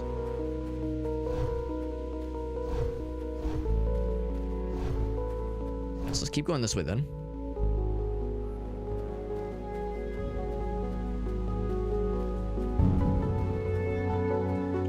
That's encouraging. Big old looking structure. Well, I mean, some people would be very excited about a never-ending source of crystals. Some people would be really, really happy about that. That was an extra life donation, by the way. Oh my goodness. Now, the name, it's a little bit small on my end. And that's what she said. Oh boy. So, the text is a little bit small on my end. So, let me see if there was a name and or a message attached to that donation. Thank you, generous donor, donating to our Extra Life fundraiser. A little look-see to list donations. That was our friend Pempy with the $40 donation. Thank you, Pempy. That's very sweet of you, buddy. Thank you very much. You probably have noticed the little Extra Life donation ticker that's above my small fuzzy little head right now. Every stream that we do is a fundraiser stream, and is an Extra Life specifically fundraiser stream. And yeah, it looks like it was, yeah, you were the one. I should have noticed that you were the one that typed in that Extra Life fundraiser command that basically describes kind of what we're all about here and talks about the fundraising. And of course, there's the big fundraiser streams that happen usually around November and December, where we do like long streams. But the fundraising, you know, is open all year long. The fundraising is open all year long, so why just limit it to that one time of the year? So we do fundraising, you know, technically all the time. It's not like a huge focus necessarily during the the earlier parts of the year, but it's still there. And it's worth noting. I'll go to the screen for a second here, or at least for desktop viewers. For desktop viewers, you can see that over here, got this little system here. Or whenever somebody raids, whenever somebody resubscribes, does an Extra Life donation, supports the channel in some way, we're upping this number here. This little number right there. And as that number goes up, of course, I'm making additional donations myself, just with my own money. And it's pretty cool. It's a nice way to play some games and have fun and do some streams, but also raise some money for charity. It's my 15th year. 15th year doing Extra Life fundraising, which is wild. Well, I don't think it's been that long, but it's true. My 15th year in a row, which is fucking crazy. Shani, you want to come over here? She was all snuggly and all lying down and cozy, and now she's like, I want to just stand up for no reason. Come over here. But thank you, Pimpy. Thank you very much. You probably already saw all the blurbs that talked about the Extra Life stuff and Children's Miracle Network, but just know that 100% of what you donated goes to Children's Miracle Network. So Extra Life is just a fundraiser. So Extra Life itself, like as like a entity, does not take any money. It is all going directly towards CMN, which is a 501c nonprofit. So it is tax deductible if that is, you know, something you'd be interested in. And yeah, rest assured, everything that you donated goes to the nice folks over at Children's Miracle Network, trying to help out sick and injured children throughout the entire year. So I don't take a cut. Extra Life don't take a cut. It's all going towards them peeps. That is that good shit. So thank you. It's very nice of you, buddy. Doing some Monster Hunter. There you go, bud. So you know about Extra Life too. So you know I'm preaching to the choir. You already know all that shit, man.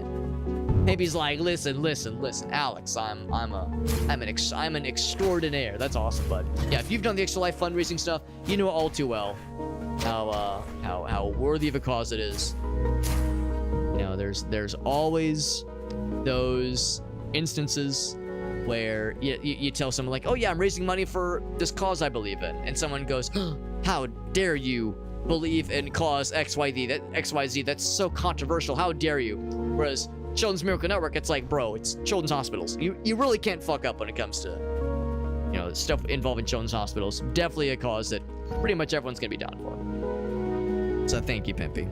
Actually, oh, if I can do a quick show and tell. So Pimpy, you've done Extra Life stuff before. I'm guessing you're probably a streamer yourself.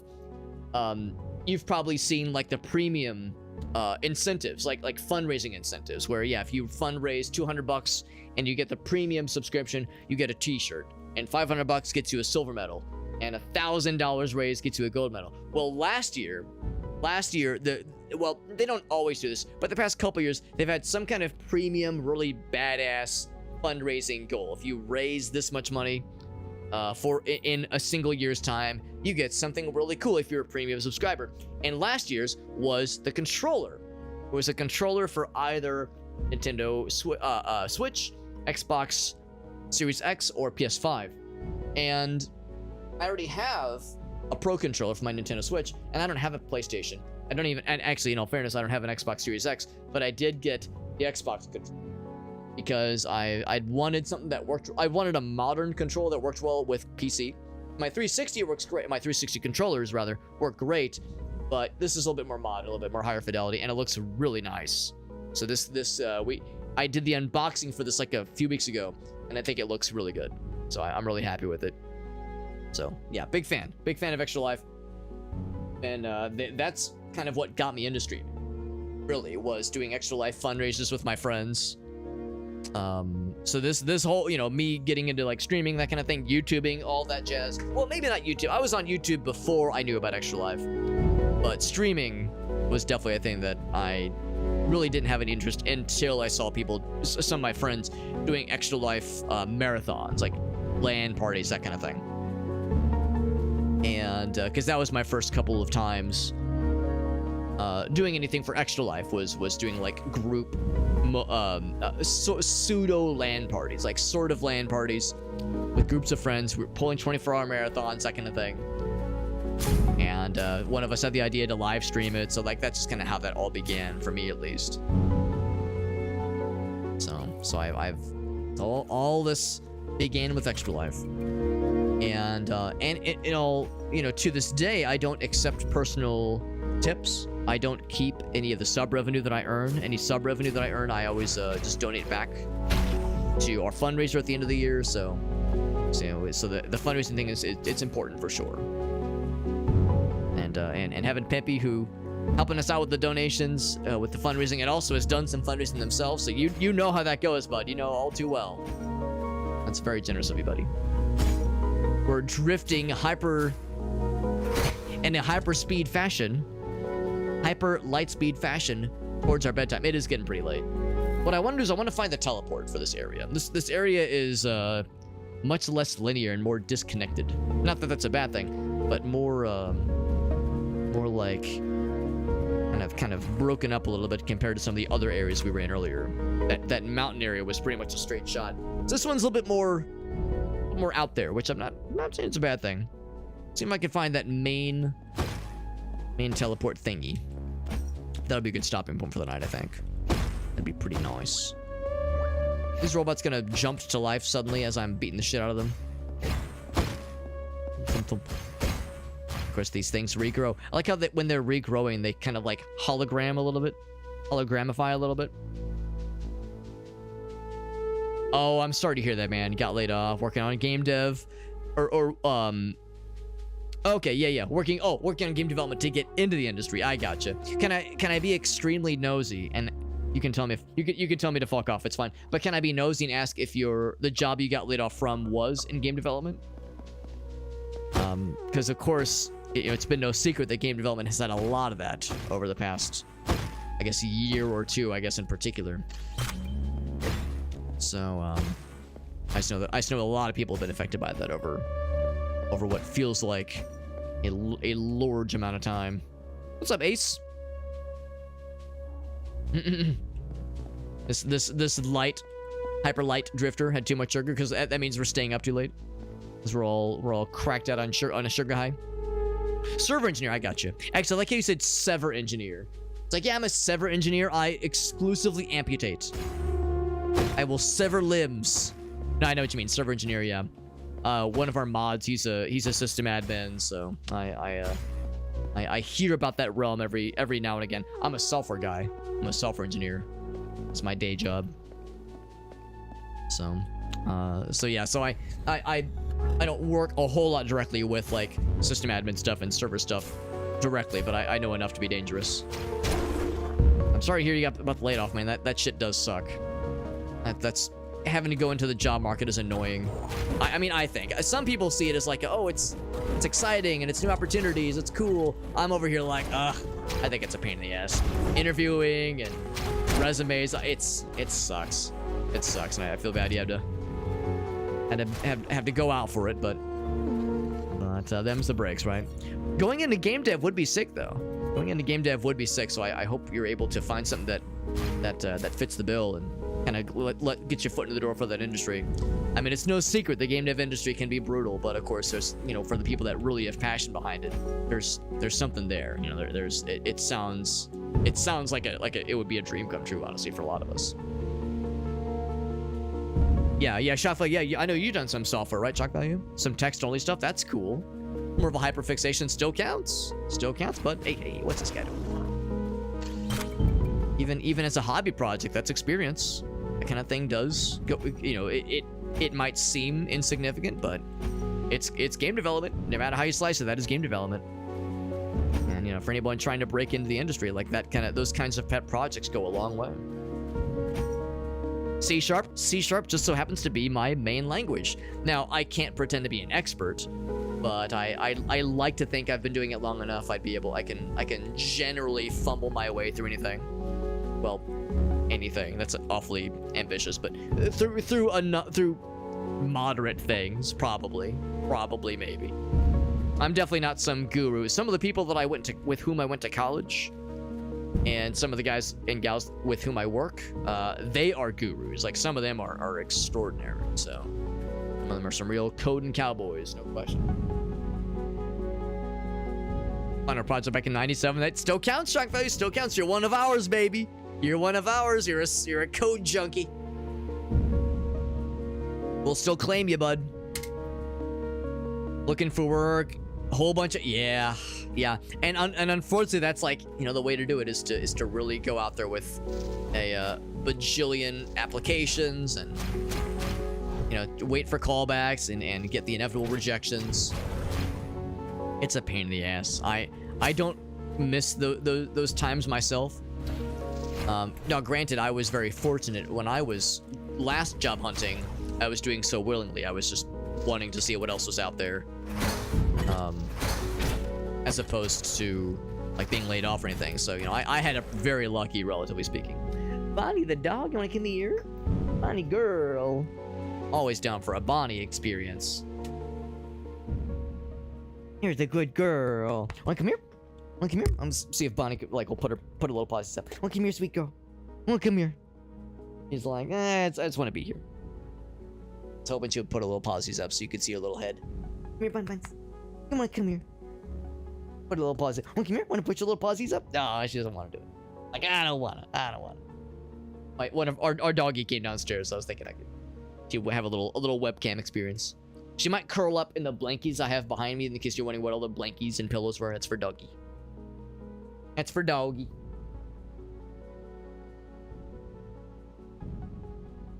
There's always the Bonnie donut picture. That is a good picture. Do I have it on hand right now?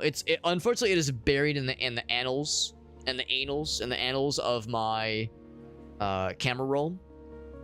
Okay, let me do this. I'm gonna see if I can do a quick searcherino. Quick searcherino, real quick, so fast, so quick. If I just search for her name, because I know I posted it before. Ah, shucks. I'll post it later. I'll post it later for sure. I'll post it after the stream ends. It's a good photo. It's a good photo of her. She's a little goober. She's a good dog. Oh, that's the webcam screen. Just don't look at my code on stream. Listen, I'm in no position to judge. I've made it my mission to never dredge up old college projects of mine. Because I know if I were to see some of that shit, I would fucking lose my mind. I would cringe myself into a black hole and cease to exist. So, you know, we all had to start somewhere. Lord knows I did when I was learning.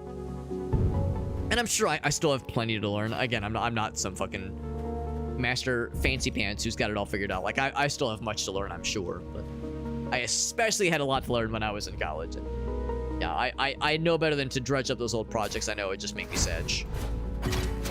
And or embarrassed. That's a good point. Maybe I never actually posted it. I really ought to post it. So that it can live on in posterity. So everyone can see a good little dog. Good little doggy dog. Speaking of dogs. Ouch. Need to heal. I will. I never really dodge those doggy fellas really good. I feel like I get too confident thinking I could just one-tap them. The trick is you have to dodge, let them kind of spin out, and then go for the kill.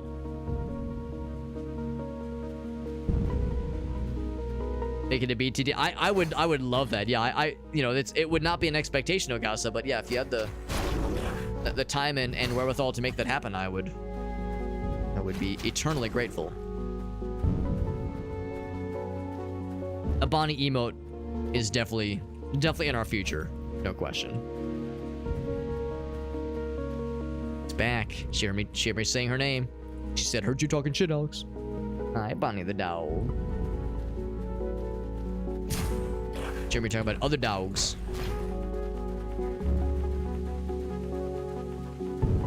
is good dog. Dude's approaching. Ouch.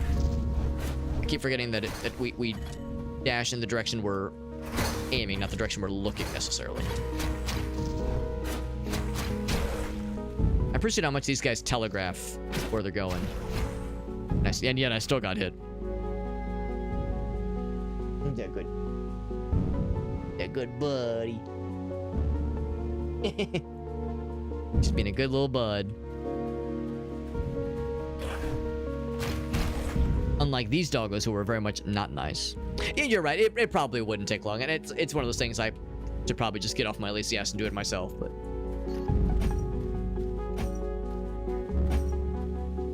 it would very much be appreciated.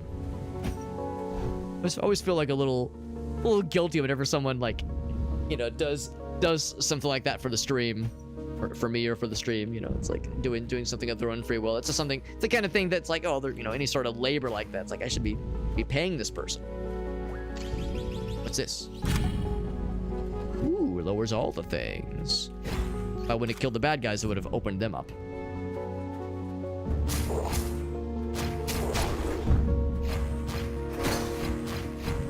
Get out of here. There we go. So I got 2 of them.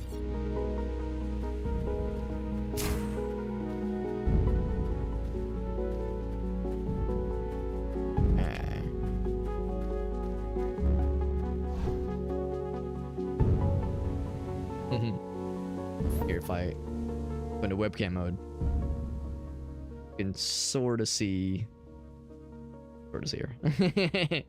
Just chilling. I move this. You can see that little black lump, that little black growth on the ground. That's. Oh, there's an ear. There you go. It's just one ear and one little. It's like part of her butt, part of her doggy butt. She's got that long torso, that corgi dachshund-esque torso. There's a lot of just dog. There's just a lot of dog there. The number of times where like Gracie and I are like playing with Bonnie, the dog, and she'll like be rolling around or just being a goober and just like stretch out her legs or stretch out her torso, and each time one of us inevitably is like, "You're so much. Why is there so much dog? Why is there so much dog? What the hell? Why is there so much of you? You just keep going. What the hell?" The kind of dumb shit that dog owners say to their dogs when they're playing with them. And it's not just dog owners, cat owners too. You know, all of us animal enjoyers. The dumb, unhinged things we say behind closed doors. It's the songs we sing to our animals. It's the general goofy shit that goes down. I was thinking there'd be like a path out here. Maybe if it had a dead end, maybe I need to go back. Oh, I find that hard to believe. I bet there's some way out of here. Said the Joker to the thief.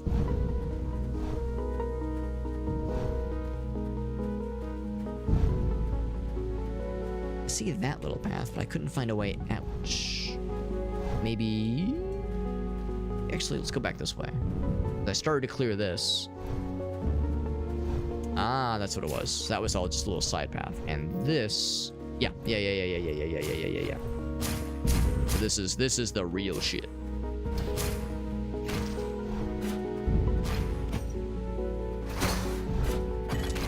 Got his ass. Oh, and you dropped a thing. That was nice of him.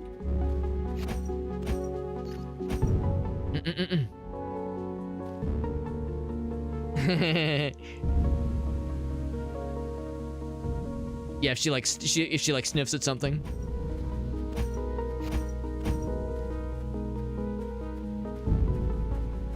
Yeah, whenever Bonnie goes to like sniff at something, like if we're taking, I have to be careful which words I use here because she will explode with excitement.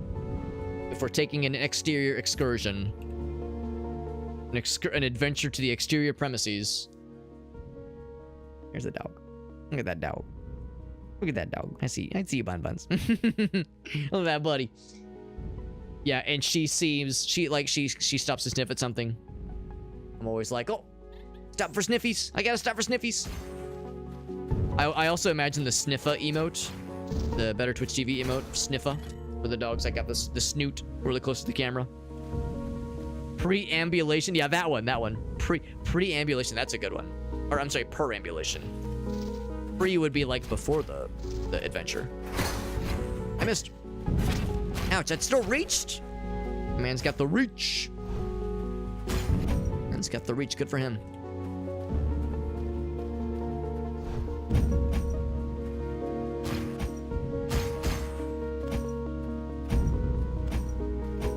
I'm not gonna lie, I would be unable to resist the temptation to sing the song by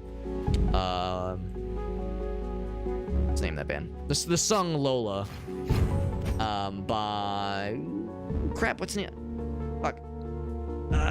It's the same band that plays that Christmas song you like so much. Okay, so the Kinks, there we go. For some reason I wanted to say the Pixies. I was like, that's not right. It's not right at all. The Kinks, thank you.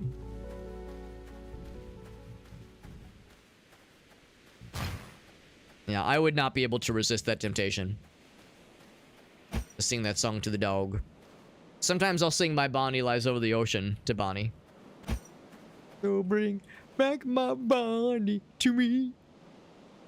She's unimpressed. There's a teleport. Oh! There it is.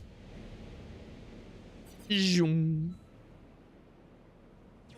Yeah, after 6 or 7 years, yeah.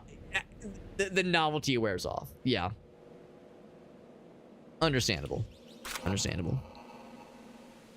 Teleport has been found. Yeah, this area is a lot more sprawling. Not a bad thing. Not a bad thing. There's more to it. And, of course, we know where the boss generally is going to be, and we know generally how to get there. Much like the other areas we've seen, there's diverging paths. We know we came from the east, rather. So, we'll ultimately want to head west. But we'll want to head north and south, too. Like, we want to check out all the areas. But that'll be for next time. That'll be for next time. So, we'll go ahead and wrap it up here. We did, yeah, I know it autosaves, so we should be good. Listen a minute, since last save is fine, yeah. The nice thing is we do have a lot of upgrade thingies. Oops. Actually, maybe that's what I'll do first. Maybe, how's about this? Yeah, I'll warp back. Whoops. Warp back to town. This way.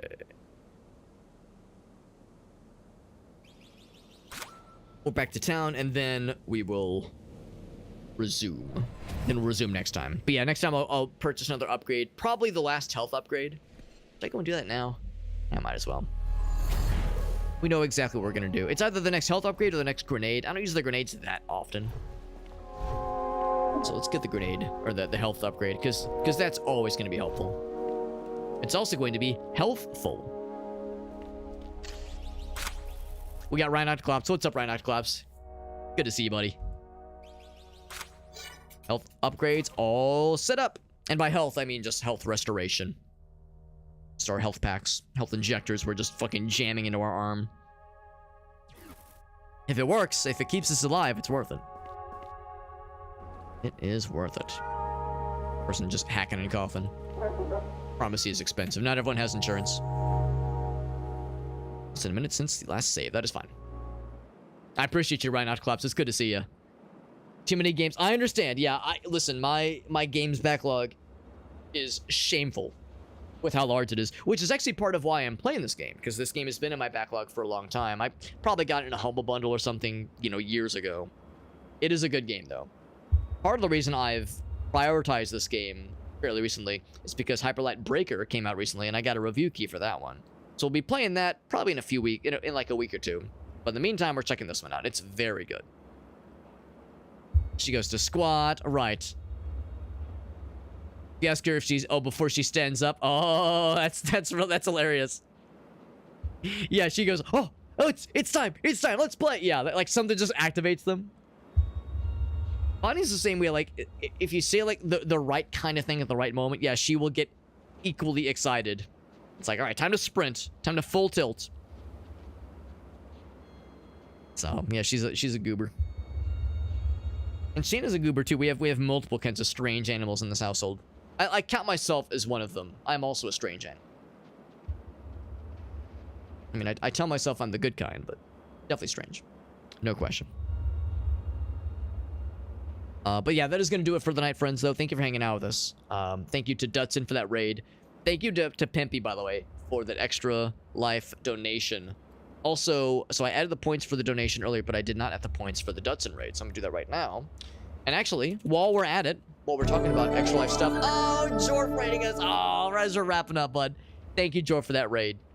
I was just recounting how we have this nice little system that is on screen right now. You can see this little system right here.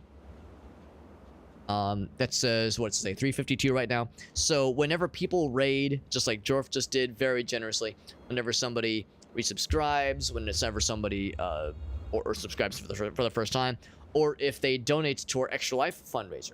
So we have here. We're like contributing to this little number here, this little number system right here.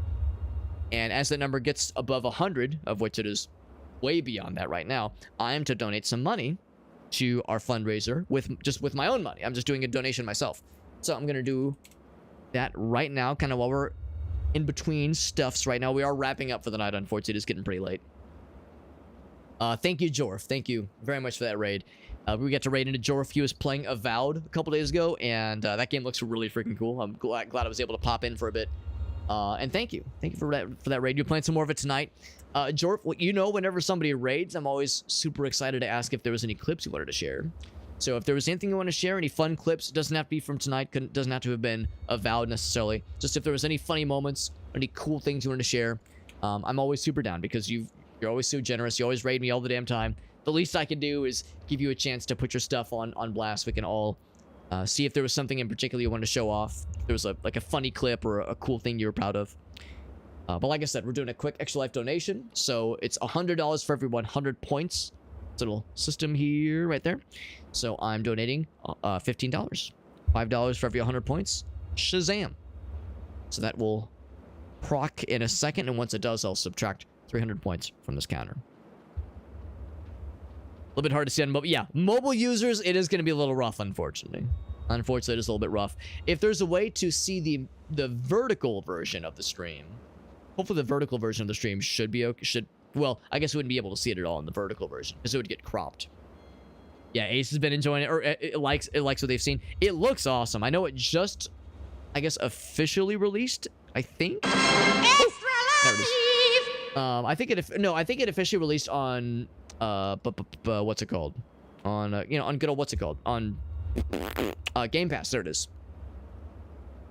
I know if nothing else, if you have Xbox Game Pass, you have access to Avowed, which is pretty sweet because it looks like a really good game. It's Obsidian, so you know Obsidian. I mean, I don't know if every game they've made is amazing, but I think generally they're considered to have a pretty good mark of quality.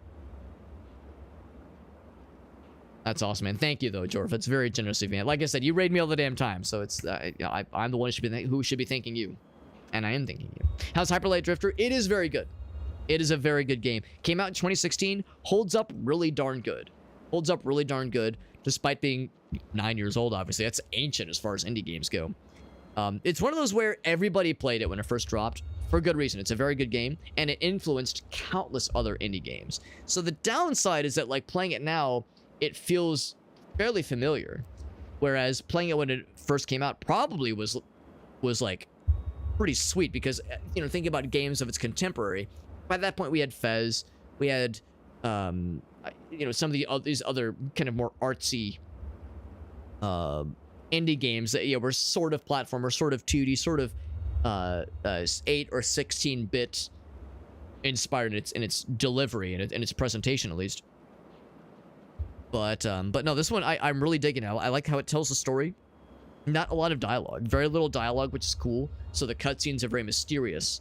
These flashbacks or even flash forwards that the character is having, and the way we interact with the environment and learn from the other NPCs, it's pretty cool. I'm really liking it. The combat is engaging, but not crazy, like ball-crushingly difficult.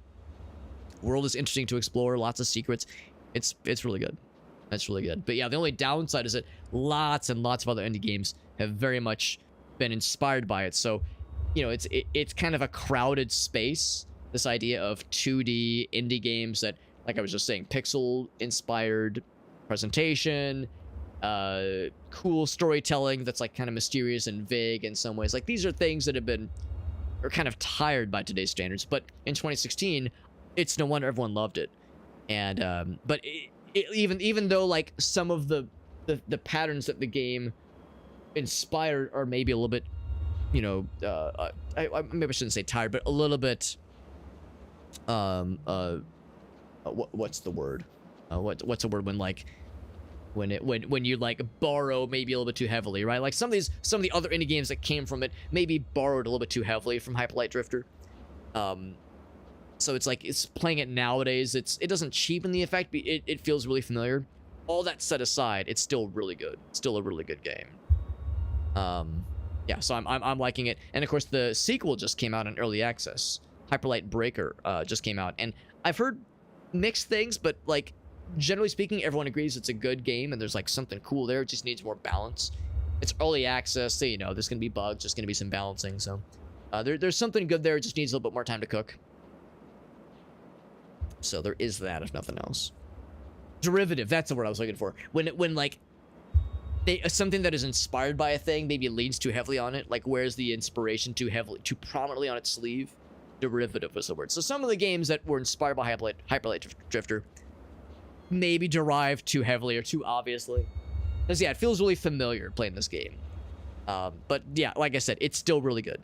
Still holds up really good. I'm gonna go ahead and close the game. Just leaving it open in the background. We got Whale in the house. What's up, Whale? And yeah, George says they played it pretty recently. Yeah, that's awesome, man.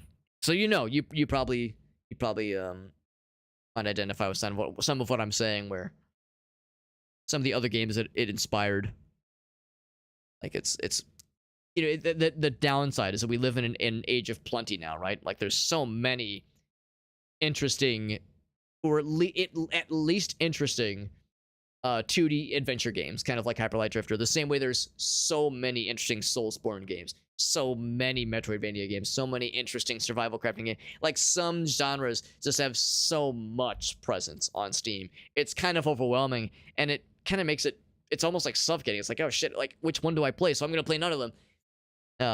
It's hard to pick and choose sometimes. You know, we have to be choosy about what we spend our time playing. So it's a good problem to have, obviously, but yeah, it does make it a little bit tricky. But this one's a good one, no question. No question. But yeah, it's on Game Pass. Yeah, feels really solid. That's awesome. Yeah, Obsidian. I'm trying to think if they've done anything that was not good.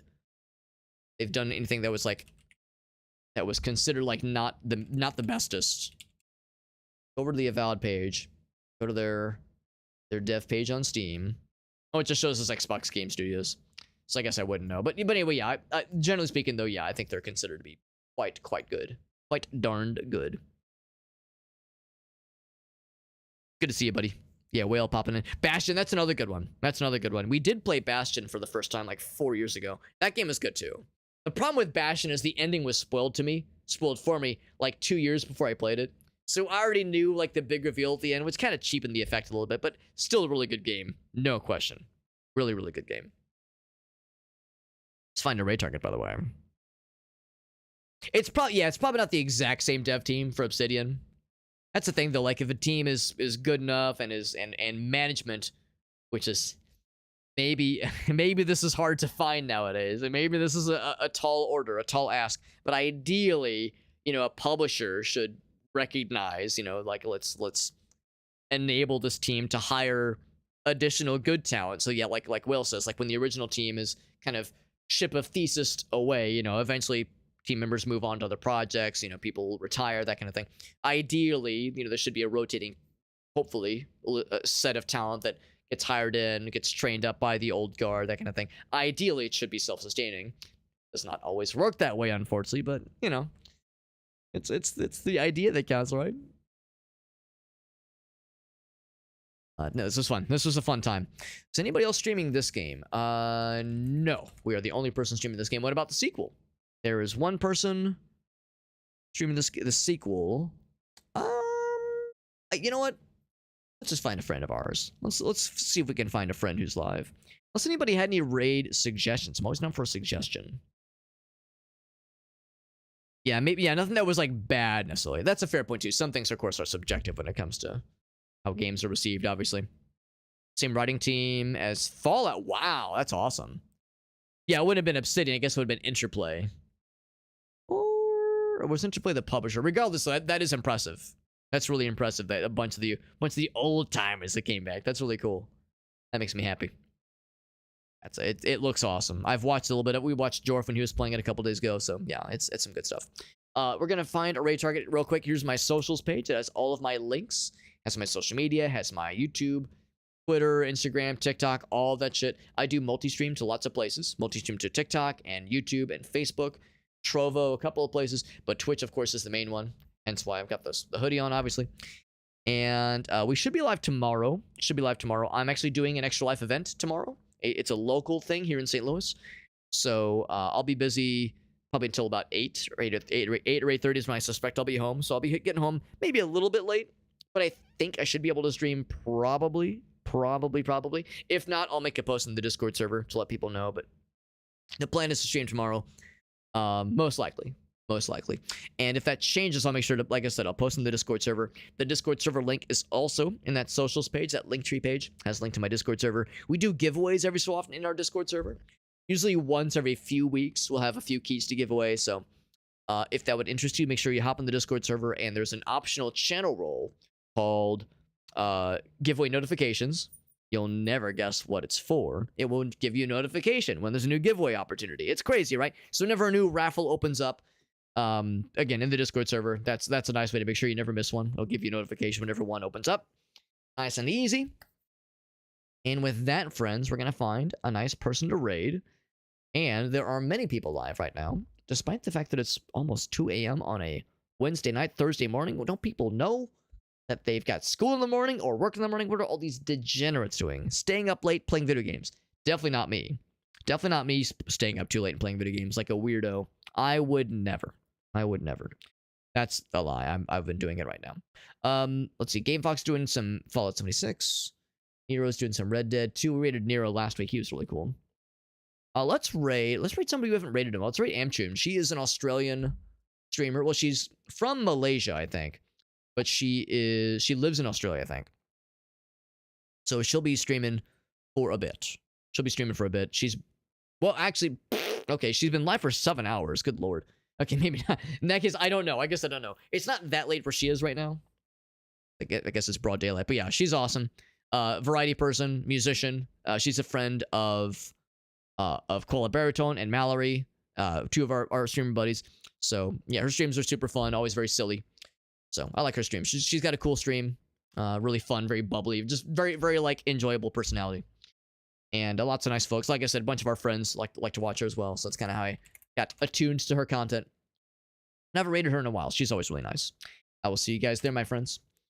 Like I said, we'll plan for more streams tomorrow. Tomorrow, if I'm able to stream, I'm thinking we'll probably try Future Bridge. Oh shit! Oh god! Sorry, don't pretend you didn't see that. Pretend you didn't. Pretend you'll be surprised when you see the dank meme. Pretend you're really surprised when the dank meme pops up. All right, you saw nothing. Yeah. So Future Breach is we have a review key for that game. It looks bizarre. It looks so weird. Very weird. Retro-inspired squad shooter that looks very fun but very out there. So we'll check that out next time we stream. If I don't stream tomorrow, we'll check it out Friday. How's that sound? Well, if we don't check out Future Breach 64 tomorrow, we'll check it out Friday.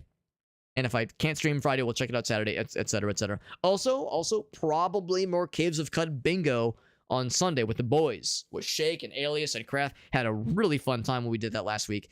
And I believe we should all be good for this Sunday as well. I'll still double check with the boys, see how their schedule looks. But yeah, the plan is to do more CUD bingo. We're going to try to do that more or less somewhat every Sunday. I mean, there will be some deviations, I'm sure, but having that as being like a standing weekly thing is the goal. Anyway, I'll see you guys. Thanks again, guys. Thank you again, Jor, for that raid. Have a good night, everyone. Okay, here's that dank meme I promised. Pretend you're surprised.